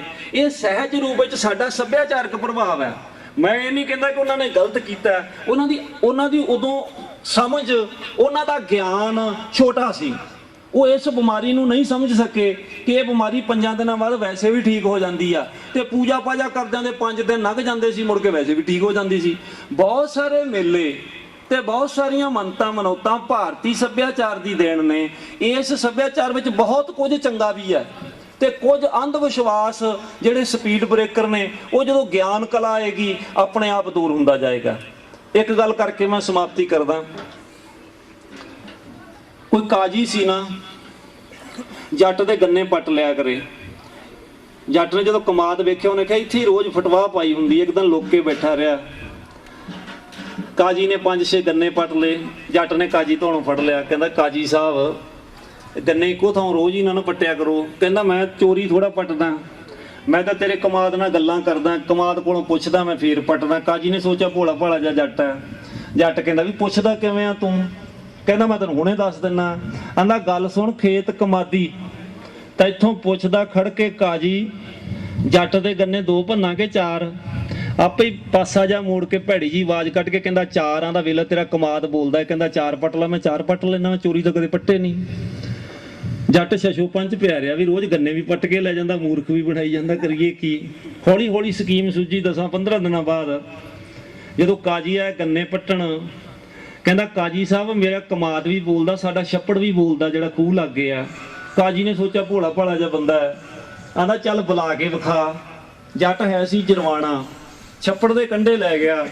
ਕਹਿੰਦਾ ਗੱਲ ਸੁਣ ਛੱਪੜ ਯਾਰ, ਤੈਨੂੰ ਪੁੱਛਦਾ ਜੱਟ ਸਰਦਾਰ, ਕਾਜੀ ਨੂੰ ਗੋਤੇ 2 ਦੇਵਾਂਗੇ 4? ਆਪੇ ਹੀ ਵਿੰਗੀ ਜੀ ਆਵਾਜ਼ ਕੱਢ ਕੇ ਕਹਿੰਦਾ 4। ਪੋਹ ਦਾ ਮਹੀਨਾ ਸੀ, ਧੌਣ ਤੋਂ ਫੜਿਆ ਕਾਜੀ ਨੂੰ। ਜਦੋਂ 4 ਗੋਤੇ ਦਿੱਤੇ ਨਾ, ਠੰਡ ਬੜੀ ਲੱਗੇ। ਕਾਜੀ ਕਹਿੰਦਾ ਗੱਲ ਸੁਣ ਜੱਟਾ, ਆਪਾਂ ਸਮਝੌਤਾ ਕਰ ਲਈਏ। ਜੱਟ ਕਹਿੰਦਾ ਕਾਹਦਾ? ਆਂਦਾ ਮੈਂ ਤੇਰੇ ਗੰਨੇ ਨਹੀਂ ਪਾਉਂਦਾ, ਤੂੰ ਮੈਨੂੰ ਗੋਤੇ ਨਾ ਦਿਆ ਕਰ। ਫਿਰ ਜਦੋਂ ਸਮਾਜ ਸਿਆਣਾ ਹੋਏਗਾ, ਸਮਾਜ ਦਾ ਗਿਆਨ ਵਿਕਾਸ ਕਰੇਗਾ। ਅੱਛਾ, ਇਹ ਸਾਰੇ ਜਿਹੜੇ ਸਪੀਡ ਬ੍ਰੇਕਰ ਸਮਾਜ ਚੋਂ ਟੁੱਟਣਗੇ। ਖਾਸ ਕਰਕੇ ਜਿਹੜੀ ਇਹ ਕਲਾਵਾਂ ਨੇ, ਬੱਚੀਆਂ ਨੇ ਕਵਿਤਾ ਗਾਈ ਹੈ, ਨਾਟਕ ਕੀਤਾ, ਤੁਸੀਂ ਹੋਰ ਵੀ ਬਹੁਤ ਕੁਝ ਪੇਸ਼ਕਾਰੀ ਕੀਰਤਨ ਦੀ ਕੀਤੀ ਹੈ। ਇਹ ਸਾਡਾ ਵਿਦਿਆ ਦੇ ਨਾਲ ਨਾਲ ਇੱਕ ਉਹ ਵਿਕਾਸ ਹੈ ਕਿ ਜਿਹੜਾ ਸਾਡੇ 'ਚ ਆਤਮ ਵਿਸ਼ਵਾਸ ਪੈਦਾ ਕਰਦਾ ਹੈ। ਕਿਉਂਕਿ ਇੱਕ ਪੜ੍ਹ ਲੈਣਾ ਤੇ ਪੜ੍ਹੇ ਨੂੰ ਪੇਸ਼ ਕਰਨਾ 2 ਅਲੱਗ-ਅਲੱਗ ਪੇਸ਼ਕਾਰੀਆਂ ਨੇ। ਔਰ ਇਹ ਜਦ ਵਿਦਿਆ ਦੇ ਨਾਲ ਨਾਲ ਇਹ ਕਲਾਵਾਂ ਸਾਡੇ ਵਿੱਚ ਬੱਚਿਆਂ 'ਚ ਪ੍ਰਵੇਸ਼ ਕਰਦੀਆਂ ਨੇ, ਇਸ ਡਿਗਰੀਆਂ ਦੇ ਨਾਲ ਨਾਲ, ਤੇ ਬਹੁਤ ਸਾਰੇ ਖੇਤਰ ਨੇ ਬੱਚੀਆਂ ਵਾਸਤੇ ਕਿ ਜਿੱਥੇ ਤੁਸੀਂ ਆਪਣੇ ਆਪ ਨੂੰ ਸਥਾਪਿਤ ਕਰ ਸਕਦੇ ਹੋ। ਔਰ ਖਾਸ ਕਰਕੇ ਮੈਂ ਕਹਾਂਗਾ ਕਿ ਤੁਸੀਂ ਹੱਠ ਦੇ ਨਾਲ, ਸੰਜਮ ਕਲਾ ਦੇ ਨਾਲ, ਵਿਦਿਆ ਕਲਾ ਦੇ ਨਾਲ ਇਸ ਸੰਸਾਰ ਦੇ ਵਿੱਚ ਜਦ ਤੁਸੀਂ ਵਿਚਰੋਗੀਆਂ ਤੇ ਤੁਹਾਡੇ ਤੇ ਇਸ ਸੰਸਥਾ ਦੀ ਇੱਕ ਬਹੁਤ ਵੱਡੀ ਮੋਹਰ ਛਾਪ ਹੋਏਗੀ ਕਿ ਅਸੀਂ ਉਸ ਕਾਲਜ ਦੀਆਂ ਪੜ੍ਹੀਆਂ ਹੋਈਆਂ। ਔਰ ਖਾਸ ਕਰ ਜਿਹੜੀ ਮਾਨਸਿਕਤਾ ਹੈ, ਮੈਨੂੰ ਪਤਾ, ਮੈਂ ਤੁਗਲ ਵਾਲੇ ਕਾਲਜ ਵੀ ਜਾਣਾ, ਉੱਥੇ 3000 ਲੜਕੀ ਪੜ੍ਹਦੀ। ਮੈਂ 10 ਸਾਲ ਤੋਂ ਉਹਨਾਂ ਦੇ ਕੈਂਪ ਵਿੱਚ ਜਾਣਾ। ਉਹ ਬੱਚੀਆਂ ਕੈਂਪ ਲਗਾ ਕੇ ਮਾਨਸਿਕ ਤੌਰ ਤੇ ਇੰਨੀਆਂ ਪ੍ਰਬਲ ਨੇ ਵੀ ਉਹਨਾਂ ਨੂੰ ਬਹੁਤ ਰਹਿਤ ਮਰਜ਼ਾਦਾ ਤੱਕ, ਬਾਣੀ ਤੱਕ, ਉਹਨਾਂ ਦੇ ਵਜ਼ੀਫੇ ਵੀ ਲੱਖਾਂ ਦੀ ਤਾਦਾਦ ਵਿੱਚ ਆਉਂਦੇ ਨੇ। ਮੈਨੂੰ ਪਤਾ ਇੱਥੇ ਵੀ ਆਉਣੇ ਨੇ, ਬਹੁਤ ਸਾਰੇ ਆਏ ਤੁਹਾਡੇ। ਇਹ ਸਾਡਾ ਸਰਵਪੱਖੀ ਵਿਕਾਸ ਹੈ। ਉੱਥੇ ਜਾ ਕੇ ਜਿਹੜਾ ਬੋਲਣਾ ਵੀ ਆ, ਸਾਨੂੰ ਪਤਾ ਹੁੰਦਾ ਬੱਚੀਆਂ ਨੇ ਪ੍ਰਸ਼ਨ ਵੀ ਇਹੋ ਜਿਹੇ ਕਰਨੇ ਨੇ ਵੀ ਅਸੀਂ ਵੀ ਉਹ ਪਹਿਲਵਾਨ ਵਾਂਗੂ ਨਾ ਪਹਿਲਾਂ ਛਿੰਝ ਦੀ ਤਿਆਰੀ ਵਿੱਚ ਜਾਂਦੇ ਆ ਕਿ ਜੇ ਉੱਥੇ 1 ਘੰਟਾ ਇਹਨਾਂ ਨਾਲ ਗੱਲ ਕਰਨੀ ਆ। ਤੇ ਇਹ ਬੱਚੇ ਬਹੁਤ ਸੁਚੇਤ ਨੇ, ਕਿਉਂਕਿ ਜਿਹੜਾ ਬੱਚੇ ਦਾ ਸਵਾਲ ਹੁੰਦਾ ਉਹ ਵੀ ਇੱਕ ਪ੍ਰੈਕਟੀਕਲ ਜੀਵਨ ਦੇ ਵਿੱਚੋਂ ਪੈਦਾ ਹੋਇਆ ਹੁੰਦਾ ਜਾਂ ਉਸ ਪਰਿਵਾਰਕ ਪਿਛੋਕੜ ਚੋਂ ਆਇਆ ਹੁੰਦਾ। ਔਰ ਇੱਕ ਖੁਸ਼ੀ ਦੀ ਗੱਲ ਹੈ ਕਿ ਇੱਥੇ ਵੀ ਉਹ ਮਾਹੌਲ ਬਿਲਕੁਲ ਹੂਬਹੂ ਉਹੋ ਜਿਹਾ ਵਧੀਆ ਪੈਦਾ ਹੋ ਰਿਹਾ। ਗੁਰੂ ਗੋਬਿੰਦ ਸਿੰਘ ਮਹਾਰਾਜ ਜੀ ਦਾ ਇੱਕ ਵਚਨ ਹੈ, ਧੀਰਜ ਧਾਮ ਬਣਾਏ ਇਹ ਤਨ। ਕਹਿੰਦੇ ਕਦੇ ਧੀਰਜ ਦਾ ਘਰ ਬਣਾਓ ਇਸ ਸਰੀਰ ਨੂੰ, ਬੁੱਧ ਸੋ ਦੀਪਕ ਜਿਉਂ ਉਜਿਆਰਾ। ਅਕਲ ਰੂਪੀ ਦੀਵਾ, ਬੁੱਧ ਰੂਪੀ ਦੀਵਾ, ਇਹਦੇ ਵਿੱਚ ਉਜਿਆਰਾ ਕਰੋ। ਗਿਆਨ ਹੈ ਕਿ ਵੱਢਣੀ ਮਨੋ ਹਾਥ ਲੈ। ਮਨ ਰੂਪੀ ਹੱਥ ਦੇ ਵਿੱਚ ਗਿਆਨ ਰੂਪੀ ਵੱਢਣੀ ਆਪਾਂ ਝਾੜੂ ਨੂੰ ਕਹਿੰਦੇ ਆ, ਬੋਕਰ ਨੂੰ ਕਹਿੰਦੇ ਆ, ਬੁਹਾਰੀ ਵੀ ਕਹਿ ਲੈਂਦੇ। ਕਾ ਤਰਤਾ ਕੁਤਵਾਰ ਬੁਹਾਰ ਹੈ, ਜਿਹੜਾ ਕੈਰਤਾ ਦਾ ਨਕਮਾ ਕੂੜਾ ਇਹਨੂੰ ਬੁਹਾਰੀ ਕਰਕੇ ਬਾਹਰ ਸਿੱਟ ਦੋ। ਕਿਉਂਕਿ ਇਸ ਸੰਸਕ੍ਰਿਤੀ ਦੇ ਵਿੱਚ ਜਿਸ ਧਰਤੀ ਤੇ ਆਪਾਂ ਲੋਕ ਅੱਗੇ ਵਧ ਰਹੇ ਆ, ਇਹਨਾਂ ਦੇ ਪਿਛੋਕੜ ਵਿੱਚ ਬਹੁਤ ਚੰਗਾ ਵੀ ਹੈ ਤੇ ਕੁਝ ਉਹਨਾਂ ਦੇ ਸਹਿਜ ਭਾਵੀ ਜਿਹੜਾ ਅਗਿਆਨਤਾ ਕਰਕੇ ਜਾਂ ਵਿਦਿਆ ਦੀ ਘਾਟ ਕਰਕੇ ਇੱਥੇ ਕਮੀਆਂ ਰਹੀਆਂ ਨੇ। ਤੇ ਇਹ ਜਿਹੜਾ ਪੜ੍ਹਿਆ ਲਿਖਿਆ ਵਰਗ ਹੈ, ਜਦੋਂ ਇਹ ਗਿਆਨ ਰੂਪੀ ਦੀਵਾ ਬਾਲੇਗਾ, ਖਾਸ ਕਰਕੇ ਗੁਰੂ ਸਾਹਿਬਾਂ ਨੇ ਬਹੁਤ ਵਾਰੀ ਤੁਲਨਾ ਦਿੱਤੀ ਹੈ, ਜਿਉਂ ਹਨੇਰਾ ਦੀਪਕ ਬਾਲੀਆ ਤਿਉਂ ਗੁਰ ਗਿਆਨ ਅਗਿਆਨਤ ਜਾਏ। ਜਿਵੇਂ ਹਨੇਰੇ ਵਿੱਚ ਦੀਵਾ ਬਾਲ ਕੇ ਪ੍ਰਕਾਸ਼ ਕਰ ਲਈਦਾ, ਇਵੇਂ ਜਿਹੜਾ ਗੁਰੂ ਦਾ ਗਿਆਨ ਅਗਿਆਨਤਾ ਦੇ ਹਨੇਰੇ ਨੂੰ ਦੂਰ ਕਰ ਦਿੰਦਾ। ਤੇ ਉਹ ਜਿਹੜੀਆਂ 16 ਕਲਾਵਾਂ ਨੇ, ਤੇ ਕਲਾਵਾਂ ਦੇ ਵਿੱਚ ਜਿਹੜੀ ਅਧਿਆਤਮ ਕਲਾ ਜਾਂ ਬ੍ਰਹਮ ਕਲਾ ਤੇ ਧਰਮ ਕਲਾ, ਉਹ ਕਹਿੰਦੇ ਮਨੁੱਖ ਪਾਸੇ ਵੀ ਹੋਣੀ ਜ਼ਰੂਰੀ ਹੈ। ਧਰਮ ਦਾ ਅਰਥ ਫਰਜ਼, ਨੇਕੀ, ਪਰਉਪਕਾਰ, ਤੇ ਉਹਦੇ ਮਨੁੱਖ ਦੇ ਵਿੱਚੋਂ ਕਿਉਂਕਿ ਦੋ ਵਿਧਾਵਾਂ ਪੰਜਾਬ ਦੇ ਵਿੱਚ ਨੇ, ਕੁਝ ਲੋਕ ਤਰਕੀ ਨੇ ਤੇ ਕੁਝ ਵਿਵੇਕੀ ਨੇ। ਤੇ ਸਿੱਖ ਸਮਾਜ ਅਰਦਾਸ ਦੇ ਵਿੱਚ ਵਿਵੇਕਦਾਨ ਮੰਗਦਾ, ਤਰਕਦਾਨ ਕਿਤੇ ਨਹੀਂ ਮੰਗਦਾ। ਜਿਹੜਾ ਤਰਕ ਹੁੰਦਾ ਕਈ ਵਾਰੀ ਬੰਦੇ ਨੂੰ ਆਪਦੇ ਸਿਧਾਂਤਾਂ ਤੋਂ, ਆਪਦੇ ਕਲਚਰ ਤੋਂ, ਆਪਦੀ ਹੋਂਦ ਤੋਂ ਦੂਰ ਕਰਨ ਦੀ ਕੋਸ਼ਿਸ਼ ਕਰਦਾ। ਪਰ ਜਿਹੜਾ ਵਿਵੇਕ ਹੈ, ਜਿਹਨੂੰ ਗੁਰੂ ਪਾਤਸ਼ਾਹ ਕਹਿੰਦੇ ਵਿਵੇਕ ਬੁੱਧ ਸਭ ਜਗ ਮੈਂ ਨਿਰਮਲ ਵਿਚਰ ਵਿਚ ਰਸ ਪੀਜੈ, ਜਿਹੜੀ ਵਿਵੇਕ ਬੁੱਧੀ ਆ ਸਾਰੇ ਜਗ 'ਚ ਇਹ ਨਿਰਮਲ ਹੈ, ਪਵਿੱਤਰ ਹੈ ਤੇ ਵਿਚਾਰ ਵਿਚਾਰ ਕੇ ਰਸ ਪੀਣਾ। ਇਸ ਕਰਕੇ ਜਿਹੜਾ ਸਾਡੇ ਫਰਜ਼ ਨੇ ਕਿ ਅਸੀਂ ਪੜ੍ਹਿਆ ਲਿਖਿਆ ਤਬਕਾ ਇੱਕ ਸਮਾਜ ਦੇ ਸੁਧਾਰ ਵਾਸਤੇ ਬਹੁਤ ਵੱਡਾ ਯੋਗਦਾਨ ਪਾ ਸਕਦੇ ਆ। ਸਮਾਜ ਦੀਆਂ ਮੰਨਤਾਂ ਮਨੌਤਾਂ ਆਪਣੇ ਪੈਮਾਨੇ ਅਨੁਸਾਰ ਹੈ। ਹੋ ਸਕਦਾ ਹੈ ਕਿਸੇ ਘਰ ਦੇ ਵਿੱਚ ਸ਼ਨੀਵਾਰ ਕੇਸੀ ਇਸ਼ਨਾਨ ਕਰਨ ਨੂੰ ਜਾਂ ਮੰਗਲਵਾਰ ਕੇਸੀ ਇਸ਼ਨਾਨ ਕਰਨ ਨੂੰ ਗਲਤ ਸਮਝਿਆ ਜਾਂਦਾ ਹੋਵੇ, ਪਰ ਮੈਂ ਕਹਿੰਦਾ ਸਹਿਜ ਰੂਪ ਵਿੱਚ ਜਿਵੇਂ ਗੁਰੂ ਸਾਹਿਬਾਂ ਨੇ ਲੋਕ ਮਾਨਸਿਕਤਾ ਚੋਂ ਭਰਮਗੜ੍ਹ ਤੋੜਿਆ ਸੀਗਾ, ਤੇ ਬੇਟੇ ਇਹ ਪੰਜਾਬ ਵਿੱਚ 40 ਲੱਖ ਲੋਕ ਮਾਨਸਿਕ ਰੋਗੀ ਨੇ ਇਸ ਵਕਤ। 2 ਕਰੋੜ 45 ਲੱਖ ਆਬਾਦੀ ਹੈ 2001 ਦੀ ਜਨਗਣਨਾ ਅਨੁਸਾਰ। ਤੇ ਮਾਨਸਿਕ ਰੋਗੀ ਲੋਕ ਕਿਉਂ ਨੇ? ਕਿਉਂਕਿ ਇੱਕ ਤੇ ਉਹਨਾਂ ਵਿੱਚ ਸੰਜਮ ਨਹੀਂ ਹੈ, ਨਿਯਮ ਨਹੀਂ ਹੈ, ਤੇ ਕਾਦਰ ਦੀ ਕੁਦਰਤ ਬਾਰੇ ਬਹੁਤਾ ਉਹਨਾਂ ਦੇ ਮਨਾਂ ਵਿੱਚ ਪ੍ਰਕਾਸ਼ ਵੀ ਨਹੀਂ ਹੈ। ਕਿ ਕੁਝ ਘਟਨਾਵਾਂ ਸਹਿਜ ਰੂਪ ਵਿੱਚ ਦੁੱਖ ਸੁੱਖ ਦੋਏਦਾਰ ਕੱਪੜੇ ਪਹਿਰੇ ਜਾਏ ਮਨੁੱਖ, ਦੁੱਖ ਸੁੱਖ ਹੋਣੇ ਸਹਿਜ ਭਾਵੀ ਹੁੰਦੇ ਨੇ। ਕੁਝ ਲੋਕ ਸਭ ਕੁਝ ਹੁੰਦਿਆਂ ਵੀ ਮਾਨਸਿਕ ਤੌਰ ਤੇ ਪਰੇਸ਼ਾਨ ਹੈ, ਜਿਹਨੂੰ ਅਸੀਂ ਡਿਪਰੈਸ਼ਨ ਕਹਿੰਦੇ, ਟੈਨਸ਼ਨ ਕਹਿੰਦੇ ਆ। ਮੇਰਾ ਇੱਕ ਡਾਕਟਰ ਮਿੱਤਰ ਹੈ, ਉਹ ਕਹਿੰਦਾ ਸਾਡੇ ਕੋਲੇ ਮਰੀਜ਼ ਆਉਂਦਾ ਜੀ ਮੈਨੂੰ ਡਿਪਰੈਸ਼ਨ ਹੈ, ਆਂਦਾ ਅਸੀਂ ਇੱਕ ਨੀਂਦ ਦੀ ਗੋਲੀ ਦੇ ਦਿੰਨੇ ਆ ਤੇ ਇੱਕ ਪੇਨ ਕਿਲਰ ਦੇ ਦਿੰਨੇ ਆ। ਬੇਸਿਕਲੀ ਇਹ ਇਲਾਜ ਥੋੜਾ, ਡਿਪਰੈਸ਼ਨ ਤੇ ਇੱਕ ਲੱਛਣ ਹੈ, ਇਹਦਾ ਕਾਰਨ ਤੇ ਪਿੱਛੇ ਹੋਰ ਹੈ। ਬੁਖਾਰ ਕੋਈ ਬਿਮਾਰੀ ਨਹੀਂ ਹੈ, ਬੁਖਾਰ ਆਪਣੇ ਆਪ ਵਿੱਚ ਲੱਛਣ ਹੈ, ਬਿਮਾਰੀ ਤਾਂ ਪਿੱਛੇ ਕੋਈ ਹੋਰ ਹੈ। ਉਹ ਕਹਿੰਦਾ ਸਾਡੀ ਡਾਕਟਰੀ ਐਜੂਕੇਸ਼ਨ ਵਿੱਚ ਕਾਉਂਸਲਿੰਗ ਨਹੀਂ ਹੈ, ਖਾਸ ਕਰਕੇ ਬੱਚੀਆਂ ਵਾਸਤੇ ਮੈਂ ਇਸ ਲਈ ਕਹਿ ਰਿਹਾ। ਇਹਨੂੰ ਪੰਜਾਬ ਦੇ ਲੋਕ ਦੋ ਕੁ ਵਾਸੀਆਂ ਲੈ ਲਵੇ ਨਾ, ਬਾਪੂ ਕਹਿੰਦੇ ਖੂਹ ਕੋਲੋਂ ਆਇਆ ਇਹਨੂੰ ਭੂਤ ਚਿੰਬੜ ਗਿਆ, ਤੇ ਬਾਪੂ ਭਾਵੇਂ ਵਿਚਾਰਾ ਚਾਹ ਖੂਣੋਂ ਹੀ ਵਾਸੀਆਂ ਲੈਂਦਾ ਹੋਵੇ, ਅਸੀਂ ਫੱਟ ਸਿਆਣੇ ਵਾਲੇ ਕੋਲੇ ਸਾਡੀ ਮਾਨਸਿਕਤਾ ਹੈਗੀ ਹੈ, ਸਾਡਾ ਕਲਚਰ ਹੈ। ਇਹ ਜਿਹੜੀ ਮਾਨਸਿਕਤਾ ਆਪਣੇ ਆਪ ਵਿੱਚ ਆਤਮ ਵਿਸ਼ਵਾਸ ਪੈਦਾ ਕਰਨਾ। ਜਦੋਂ ਅਸੀਂ ਇੱਕ ਸ਼ਬਦ ਆਮ ਪੜ੍ਹਦੇ ਹਾਂ, ਗੁਰੂ ਗੋਬਿੰਦ ਸਿੰਘ ਮਹਾਰਾਜ ਦੀ ਜੀਵਨੀ ਚੋਂ ਆ, चिड़ियों से मैं बाज तड़ाऊं, गिद्दड़ों से मैं शेर बनाऊं, 1.25 लाख से एक लड़ाऊं, तब गोबिंद सिंह नाम कहूं। मैं कहना हुंदा चिड़ी ਦੀ ਉਦਾਹਰਨ ਕਿਉਂ ਦਿੱਤੀ? चिड़ी ਤੋਂ ਛੋਟੇ 120 ਤੇ ਮੱਛਰਾਂ ਦੀਆਂ ਕਿਸਮਾਂ ਨੇ, चिड़ी ਤੋਂ ਛੋਟੇ ਸੈਂਕੜੇ ਲੱਖਾਂ ਜੀਵ ਨੇ। ਬੇਟੇ चिड़ी ਦੀ ਉਦਾਹਰਨ ਇਸ ਕਰਕੇ ਦਿੱਤੀ ਆ, चिड़ी ਜਿਹੜੀ ਹੈ ਜੀਵ ਵਿਗਿਆਨ ਕਹਿੰਦਾ ਉਹਦਾ ਦਿਲ ਦੀ ਧੜਕਣ 1 ਮਿੰਟ ਵਿੱਚ 540 ਵਾਰ ਆ, ਜਦੋਂ ਕਿ ਤੰਦਰੁਸਤ ਬੰਦੇ ਦੀ ਧੜਕਣ 72 ਵਾਰ ਹੁੰਦੀ ਹੈ। ਤੇ ਜਿਹਦੇ ਦਿਲ ਦੀ ਫੜਫੜਾਟ ਬਹੁਤ ਤੇਜ਼ ਹੋਵੇ ਉਹਨੂੰ ਅਸੀਂ ਕਹਿੰਦੇ ਦਾ चिड़ी ਵਰਗਾ ਦਿਲ ਹੈ। ਕਮਜ਼ੋਰ ਦਿਲ ਨੂੰ चिड़ी ਵਰਗਾ ਦਿਲ ਕਹਿੰਦੇ ਆ। ਗਿੱਦੜ ਬਾਰੇ, ਗਿੱਦੜ ਨਾਲੋਂ ਛੋਟੇ ਲੱਖਾਂ ਜੀਵ ਨੇ, ਪਰ ਗਿੱਦੜ ਦੀ ਉਦਾਹਰਨ ਇਸ ਕਰਕੇ ਦਿੱਤੀ ਹੈ ਕਿ ਗਿੱਦੜ ਕਿਹਾ ਜਾਂਦਾ ਕਿ ਆਪਣੇ ਪਰਛਾਵੇਂ ਕੋਲੋਂ ਡਰ ਕੇ ਜੰਗਲ ਵਿੱਚ ਭੱਜਾ ਫਿਰਦਾ। ਜਿਹੜਾ ਸਮਾਜ ਆਪਣੇ ਪਰਛਾਵੇਂ ਕੋਲੋਂ ਡਰਦਾ ਹੋਵੇ ਉਹ ਮਾਨਸਿਕ ਰੋਗੀ ਹੁੰਦਾ। ਦਰਅਸਲ ਸਾਡੇ ਸਰੀਰ ਵਿਗਿਆਨ ਬਾਰੇ, ਸਰੀਰਕ ਸ਼ਕਤੀ ਬਾਰੇ ਹੀ ਸਾਰਾ ਸਾਡੀ ਸਟੱਡੀ ਹੈ। ਜਿਹੜਾ ਮਨੋਵਿਗਿਆਨ ਬਾਰੇ, ਮਾਨਸਿਕ ਸ਼ਕਤੀ ਬਾਰੇ ਪੰਜਾਬ ਔਰ ਹਿੰਦੁਸਤਾਨ ਬਹੁਤ ਘੱਟ ਚੇਤਨ ਹੈ। ਗੁਰੂ ਸਾਹਿਬਾਨ ਨੇ ਇਹਨਾਂ ਨੂੰ ਮਾਨਸਿਕ ਸ਼ਕਤੀ ਦਿੱਤੀ। ਜਦੋਂ ਤੁਸੀਂ ਸ਼ਬਦ ਪੜ੍ਹਦੇ ਹੋ, ਬਾਣੀ ਪੜ੍ਹਦੇ ਹੋ, ਇਹਨੂੰ ਅਸੀਂ ਮੈਡੀਟੇਸ਼ਨ ਵੀ ਕਹਿੰਦੇ ਆ, ਕਿ ਆਪਣੇ ਆਪ ਨੂੰ ਸਮੋਹਿਤ ਕਰਨਾ। ਜੋ ਚੌਪੀ ਪੜ੍ਹਦੇ ਨਾ, ਹਮਰੀ ਕਰੋ ਹਾਥ ਦੇ ਰੱਛਾ ਪੂਰਨ ਹੋਏ ਚਿੱਤ ਕੀ ਇੱਛਾ, ਜਾਂ ਸ਼ਬਦ ਪੜ੍ਹਦੇ ਦੇਹ ਸ਼ਿਵਾ ਬਰ ਮੋਹੇ ਇਹ ਹੈ ਸ਼ੁਭ ਕਰਮਨ ਤੇ ਕਬ ਹੋਣਾ ਟਰੋ। ਗੁਰੂ ਗੋਬਿੰਦ ਸਿੰਘ ਕਹਿੰਦੇ ਐ ਪ੍ਰਭੂ ਮੈਨੂੰ ਵਰਤੇ ਦਿਓ ਕਿ ਮੈਂ ਚੰਗਾ ਕੰਮ ਕਰਨ ਤੋਂ ਕਦੇ ਵੀ ਨਾ ਪਿੱਛੇ ਹਟਾਂ। ਨਾ ਡਰੋ ਅਰਸੋਂ, ਅਰ ਦਾ ਮਤਲਬ ਹੁੰਦਾ ਦੁਸ਼ਮਣ, ਨਹੀਂ ਡਰੂੰਗਾ ਦੁਸ਼ਮਣਾਂ ਤੋਂ। ਜਬ ਜਾਏ ਲਰੋਂ ਨਿਸ਼ਚੈ ਕਰ ਆਪਣੀ ਜੀਤ ਕਰੂੰ। ਇਹ ਜਿਹੜਾ ਵਾਅਦਾ ਹੈ ਕਿ ਮੈਂ ਨਿਸ਼ਚੈ ਮੇਰਾ ਕਿ ਮੇਰੀ ਜਿੱਤ ਹੋਏਗੀ, ਇਹ ਜਦ ਆਤਮ ਵਿਸ਼ਵਾਸ ਪੈਦਾ ਹੋਏਗਾ ਮਨੁੱਖ ਦੇ ਮਨ ਦੇ ਵਿੱਚ, ਤੇ ਅਸਲ ਵਿੱਚ ਨਿਸ਼ਚੇ ਦੀ ਹੀ ਜਿੱਤ ਹੁੰਦੀ ਹੈ। ਇਹ ਸਾਡੀ ਆਤਮਿਕ ਸ਼ਕਤੀ ਹੈ। ਔਰ ਇਹ ਜਿਹੜੀ ਮਾਨਸਿਕ ਸ਼ਕਤੀ ਜਾਂ ਆਤਮਿਕ ਸ਼ਕਤੀ ਹੈ, ਅਸਲ ਵਿੱਚ ਸੰਸਾਰ ਵਿੱਚ ਮਨੁੱਖ ਇਹਦੇ ਕਰਕੇ ਹੀ ਚੰਗਾ ਜੀਵਨ ਜਿਉ ਸਕਦਾ। ਨਹੀਂ ਤੇ ਫਿਰ ਡਿਪਰੈਸ਼ਨ ਟੈਨਸ਼ਨ ਵਾਲਾ, ਕੋਈ ਖੂਹ 'ਚ ਡਿੱਗ ਪਿਆ, ਕੋਈ ਨਹਿਰ 'ਚ ਡਿੱਗ ਪਿਆ, ਕੋਈ ਰੇਲ ਗੱਡੀ ਥੱਲੇ ਆ ਗਿਆ, ਕਿਸੇ ਨੇ ਗਲ 'ਚ ਫਾਹਾ ਪਾ ਲਿਆ, ਇਹ ਮਾਨਸਿਕ ਰੋਗੀਆਂ ਦਾ ਰਿਐਕਸ਼ਨਰੀ ਰੂਪ ਹੈਗਾ। ਇਸ ਕਰਕੇ ਆਪਣੀ ਮਾਨਸਿਕ ਸ਼ਕਤੀ ਨੂੰ ਪੈਦਾ ਕਰਨ ਵਾਸਤੇ ਮੈਂ ਕਹਿ ਸਕਦਾ, ਭਾਵੇਂ ਸਿੱਖ ਹੋਵੇ ਭਾਵੇਂ ਗੈਰ ਸਿੱਖ ਹੋਵੇ, ਜਿਸ ਵੀ ਧਰਮ ਦਾ ਬੱਚਾ ਹੈਗਾ, ਉਹ ਆਪਣੇ ਧਰਮ ਮੂਜਬ ਵੀ ਆਪਣੇ ਵਿੱਚ ਉਹ ਸ਼ਕਤੀ ਪੈਦਾ ਕਰੇ ਕਿ ਤੂੰ ਵੀ ਇਸ ਧਰਤੀ ਤੇ ਕੁਛ ਨਾ ਕੁਛ ਹੈ। ਕਦੀ ਵੀ ਆਪ ਦੇ ਰੰਗ ਕਰਕੇ, ਰੂਪ ਕਰਕੇ, ਆਰਥਿਕਤਾ ਕਰਕੇ, ਕੱਦ ਕਾਠ ਕਰਕੇ ਨਹੀਂ ਕਦੀ ਸੋਚੀਦਾ। ਸ਼ੇਰ ਜੰਗਲ ਦੇ 90% ਜਾਨਵਰਾਂ ਤੋਂ ਛੋਟਾ ਹੈ। ਵੱਡੇ ਵੱਡੇ ਸਿੰਘਾਂ ਵਾਲੇ ਬਲਦ ਉਹਦੇ ਅੱਗੇ ਲੱਗ ਕੇ ਭੱਜੇ ਫਿਰਦੇ, ਉਹਨਾਂ ਦਾ ਸ਼ਿਕਾਰ ਕਰੀ ਜਾਂਦਾ। ਜੇ ਉਹ ਇਹ ਸੋਚ ਕੇ ਬਹਿ ਜੇ ਮੇਰਾ ਤਾਂ ਕੱਦ ਬੜਾ ਛੋਟਾ, ਮੈਂ ਬਲਦ ਦੇ ਗਲ ਕਿਵੇਂ ਪਾਊਂਗਾ, ਜਾਂ ਜੰਗਲੀ ਗਊ ਦੇ ਗਲ ਕਿਵੇਂ ਪਾਊਂਗਾ, ਜਾਂ ਫਲਾਣੇ ਦੇ ਗਲ ਕਿਵੇਂ ਪਾਊਂਗਾ। ਹਾਥੀਆਂ ਨੂੰ ਇਸ ਲਈ ਕਿਉਂਕਿ ਉਹਦੇ ਦਿਲ ਵਿੱਚ ਸ਼ਕਤੀ ਹੈ ਕਿ ਮੈਂ ਕੁਝ ਕਰ ਸਕਦਾ। ਇਹ ਜਿਹੜੀ ਸ਼ਕਤੀ ਹੈ, ਇਹ ਗੁਰੂ ਸਾਹਿਬਾਨ ਨੇ ਵਾਰ-ਵਾਰ ਸਾਨੂੰ ਪ੍ਰੇਰਕ ਰੂਪ ਵਿੱਚ ਦਿੱਤੀ ਹੈ। ਇਸੇ ਲਈ ਉਹਨਾਂ ਕਿਹਾ ਪ੍ਰਮਾਤਮਾ ਵੀ ਨਿਰਭਉ ਹੈ ਤੇ ਉਹਨੂੰ ਪੂਜਣ ਵਾਲਾ ਵੀ ਨਿਰਭਉ ਹੈ।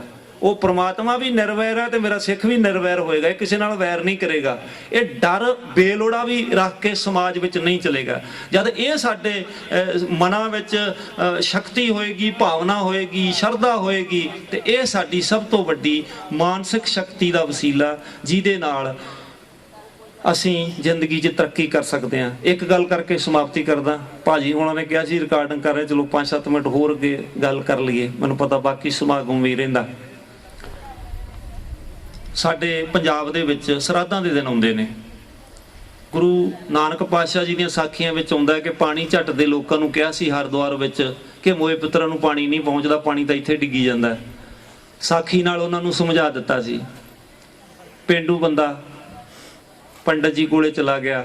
ਸਰਾਧਾਂ ਦੇ ਦਿਨ ਸੀ, ਜੀ ਕਰਿਆ ਬਾਪੂ ਦਾ ਸਰਾਧ ਕਰ ਲਈਏ। ਪੰਡਤ ਜੀ ਕਹਿੰਦਾ ਸਰਾਧ ਕਰਨਾ। ਪੰਡਤ ਜੀ ਨੇ ਰਾਸ਼ਨ ਬੜਾ ਲਿਖਾ ਦਿੱਤਾ, ਮਾਈਂਡ ਨਾ ਕਰ ਲੈਣਾ। ਪੰਡਤ ਬਰਾਦਰੀ ਨਾਲ ਸੰਬੰਧਿਤ ਨਹੀਂ ਹੈ। ਪੰਡਤ ਉਹ ਜਮਾਤ ਸੀ ਜਿਹੜੀ ਵਿਦਵਾਨ ਹੁੰਦੀ ਸੀ, ਸਾਨੂੰ ਦਿਨਾਂ ਤਿਉਹਾਰਾਂ ਬਾਰੇ ਦੱਸ ਲੈਂਦੇ ਸੀ, ਸਾਡੇ ਰਸਮਾਂ ਰਿਵਾਜਾਂ ਨਾਲ ਜੁੜੇ ਹੁੰਦੇ ਸੀ। ਫਿਰ ਹੌਲੀ ਹੌਲੀ ਜਦੋਂ ਸਿੱਖ ਸੱਭਿਆਚਾਰ ਵਿਕਸਿਤ ਹੋਇਆ, ਫਿਰ ਗੁਰੂ ਸਾਹਿਬਾਨ ਨੇ ਕਿਹਾ ਕਿ ਨਹੀਂ, ਤੁਸੀਂ ਜ਼ਿਆਦਾ ਵੀ ਅੰਧ ਵਿਸ਼ਵਾਸੀ ਨਾ ਬਣ ਜਾਓ, ਆਪਣੇ ਆਪ ਵਿੱਚ ਆਪਣੀ ਹੋਂਦ ਪੈਦਾ ਕਰੋ। ਤੁਸੀਂ ਚਿੱਤਾਂ ਵਾਰਾਂ ਮਹੂਰਤਾਂ ਨੂੰ ਮੰਨਣਾ ਛੱਡ ਦਿਓ। ਤੁਸੀਂ ਇਹ ਨਹੀਂ ਵੇਖਣਾ ਇਹਦਾ ਮੂੰਹ ਚੜ੍ਹਦੇ ਨੂੰ ਅੱਗੇ ਲੈਂਦੇ ਨੂੰ, ਜਿੱਧਰ ਘਰ ਬਣ ਗਿਆ ਭਰਮ ਨਹੀਂ ਕਰੀਦਾ ਹੁੰਦਾ। ਦਿਨ ਕਿਹੜੇ ਤੁਰ ਪਿਓ ਥਿੱਤੀ ਵਾਰ ਸੇਵਾ ਮੁਕਤ ਗਵਾਰ। ਮੰਗਲਵਾਰ ਆ, ਵੀਰਵਾਰ ਆ, ਜੇ ਤੁਹਾਡੀ ਨੀਤ ਸਾਫ਼ ਹੈ ਸਭ ਕੁਝ ਹੀ ਸਾਫ਼ ਹੈ। ਦਿਨਾਂ ਤਿਉਹਾਰਾਂ ਪੱਤਰੀਆਂ ਦੇ ਟੇਵਿਆਂ ਦੇ ਚੱਕਰਾਂ 'ਚ ਨਹੀਂ ਪੈਣਾ, ਕਿਉਂਕਿ ਇਹ ਮਨੁੱਖ ਦੀ ਮਾਨਸਿਕ ਕਮਜ਼ੋਰੀ ਹੈ। ਜਦੋਂ ਰਾਸ਼ਨ ਜ਼ਿਆਦਾ ਲਿਖਾਤਾ, ਜੱਟ ਮੁੱਕਰ ਗਿਆ। ਹੁਣ ਜੱਟ ਤੇ ਮੀਰ ਕਹਿੰਦੇ ਮਰਾਸੀ ਨੂੰ। ਵੈਸੇ ਮਰਾਸੀ ਦਾ ਅਰਥ ਹੁੰਦਾ ਵਿਰਾਸਤ ਸਾਂਭਣ ਵਾਲਾ। ਮਰਾਸੀਆਂ 'ਚ ਇੱਕ ਭੰਡ ਜਮਾਤ ਹੁੰਦੀ, ਇੱਕ ਮਰਾਸੀ ਜਮਾਤ ਹੁੰਦੀ। ਮਰਾਸ ਦਾ ਅਰਥ ਹੈ ਵਿਰਾਸਤ, ਜਿਹੜੇ ਵਿਰਾਸਤ ਨੂੰ ਯਾਦ ਰੱਖਦੇ ਸਨ। ਭੰਡ ਭੰਡੀ ਕਰਕੇ ਕਿਸੇ ਦੀ ਗੱਲ ਕਰਨੀ। ਇਹ ਇਕੱਠੇ ਬਹਿੰਦੇ ਸਨ, ਇਹਨਾਂ ਦੀਆਂ ਹਾਸੇ ਦੀਆਂ ਗੱਲਾਂ ਵੀ ਇਕੱਠੀਆਂ ਨੇ। ਕਹਿੰਦਾ ਨਹੀਂ ਪੰਡਤ ਜੀ ਮੈਂ ਨਹੀਂ ਸਰਾਧ ਕਰਨਾ। ਪੰਡਤ ਜੀ ਵਿਹਲੇ ਬੈਠੇ ਸੀ ਮੇਰੇ ਵਰਗੇ, ਕਹਿੰਦੇ ਚੱਲ ਮੁੜਿਆ ਇੱਕ ਸਰਾਧਣੀ ਹੁੰਦੀ ਆਪਾਂ ਉਹ ਕਰ ਲੈਂਦੇ ਆ। ਜੱਟ ਕਹਿੰਦਾ ਸਰਾਧਣੀ ਤੇ ਕਿੰਨਾ ਖਰਚਾ ਆਊ? ਕਹਿੰਦਾ ਪਾਈਆ ਕ ਖੀਰ ਬਣਾ ਲਈ, ਅੱਧ ਕ ਪਾ ਕੜਾਹ ਬਣਾ ਲਈ, ਆਨਾ ਕ ਭੇਟਾ ਦੇ ਦੀ, ਗੱਜ ਕ ਕੱਪੜਾ ਦੇਣਾ ਦੇ ਦੀ, ਨਹੀਂ ਤਾਂ ਨਾ ਦੇਈ, ਕੋਈ ਨਹੀਂ ਤੇਰੀ ਸਰਾਧਣੀ ਸਸਤੀ ਹੋ ਜੂ। ਜੱਟ ਦਾ ਵੀ ਮਨ ਬਣ ਗਿਆ, ਚਲੋ ਸਰਾਧਣੀ ਨਾਲ ਬਾਪੂ ਵੀ ਖੁਸ਼, ਆਪਾਂ ਵੀ ਖੁਸ਼, ਖਰਚਾ ਵੀ ਥੋੜਾ। ਮਿੱਥੇ ਦਿਨ ਤੇ ਪੰਡਤ ਜੀ ਨੇ ਖੀਰ ਕੜਾਹ ਖਾ ਲਿਆ। ਜੱਟ ਕਹਿੰਦਾ ਕੋਈ ਮੰਤਰ ਨਹੀਂ ਪੜਨਾ। ਪੰਡਤ ਜੀ ਕਹਿੰਦੇ ਆਪਾਂ ਦੋਵੇਂ ਰਲ ਕੇ ਪੜ੍ਹਦੇ ਆ। ਜੱਟ ਕਹਿੰਦਾ ਅਸੀਂ ਤਾਂ ਭੋਲਾ ਭਾਲਾ ਟੱਬਰ ਆ, ਸਾਨੂੰ ਮੰਤਰਾਂ ਦਾ ਕਿੱਥੇ ਗਿਆਨ ਆ। ਕਹਿੰਦਾ ਤੂੰ ਨਕਲ ਹੀ ਮਾਰਨੀ ਆ, ਮੈਂ ਅੱਗੇ ਅੱਗੇ ਬੋਲੀ ਜਾਊਂ, ਤੂੰ ਪਿੱਛੇ ਪਿੱਛੇ ਬੋਲੀ ਜਾਈਂ। ਕਹਿੰਦਾ ਚਲੋ ਨਕਲ ਤੇ ਕਰ ਲਾਂਗੇ। ਬੇਟੇ ਨਕਲ ਇਸ ਕਰਕੇ ਖਤਰਨਾਕ ਆ ਜਿਹੜੀ ਮੈਂ ਗੱਲ ਕਰਨ ਲੱਗਾ। ਦੋਵੇਂ ਚੌਂਕੜੀ ਮਾਰ ਕੇ ਬੈਠ ਗਏ। ਪੰਡਤ ਜੀ ਕਹਿੰਦੇ ਬੋਲ ਜੱਟਾ ਮਿਸ਼ਟਾ ਦਾਨ ਸਵਾਹਾ।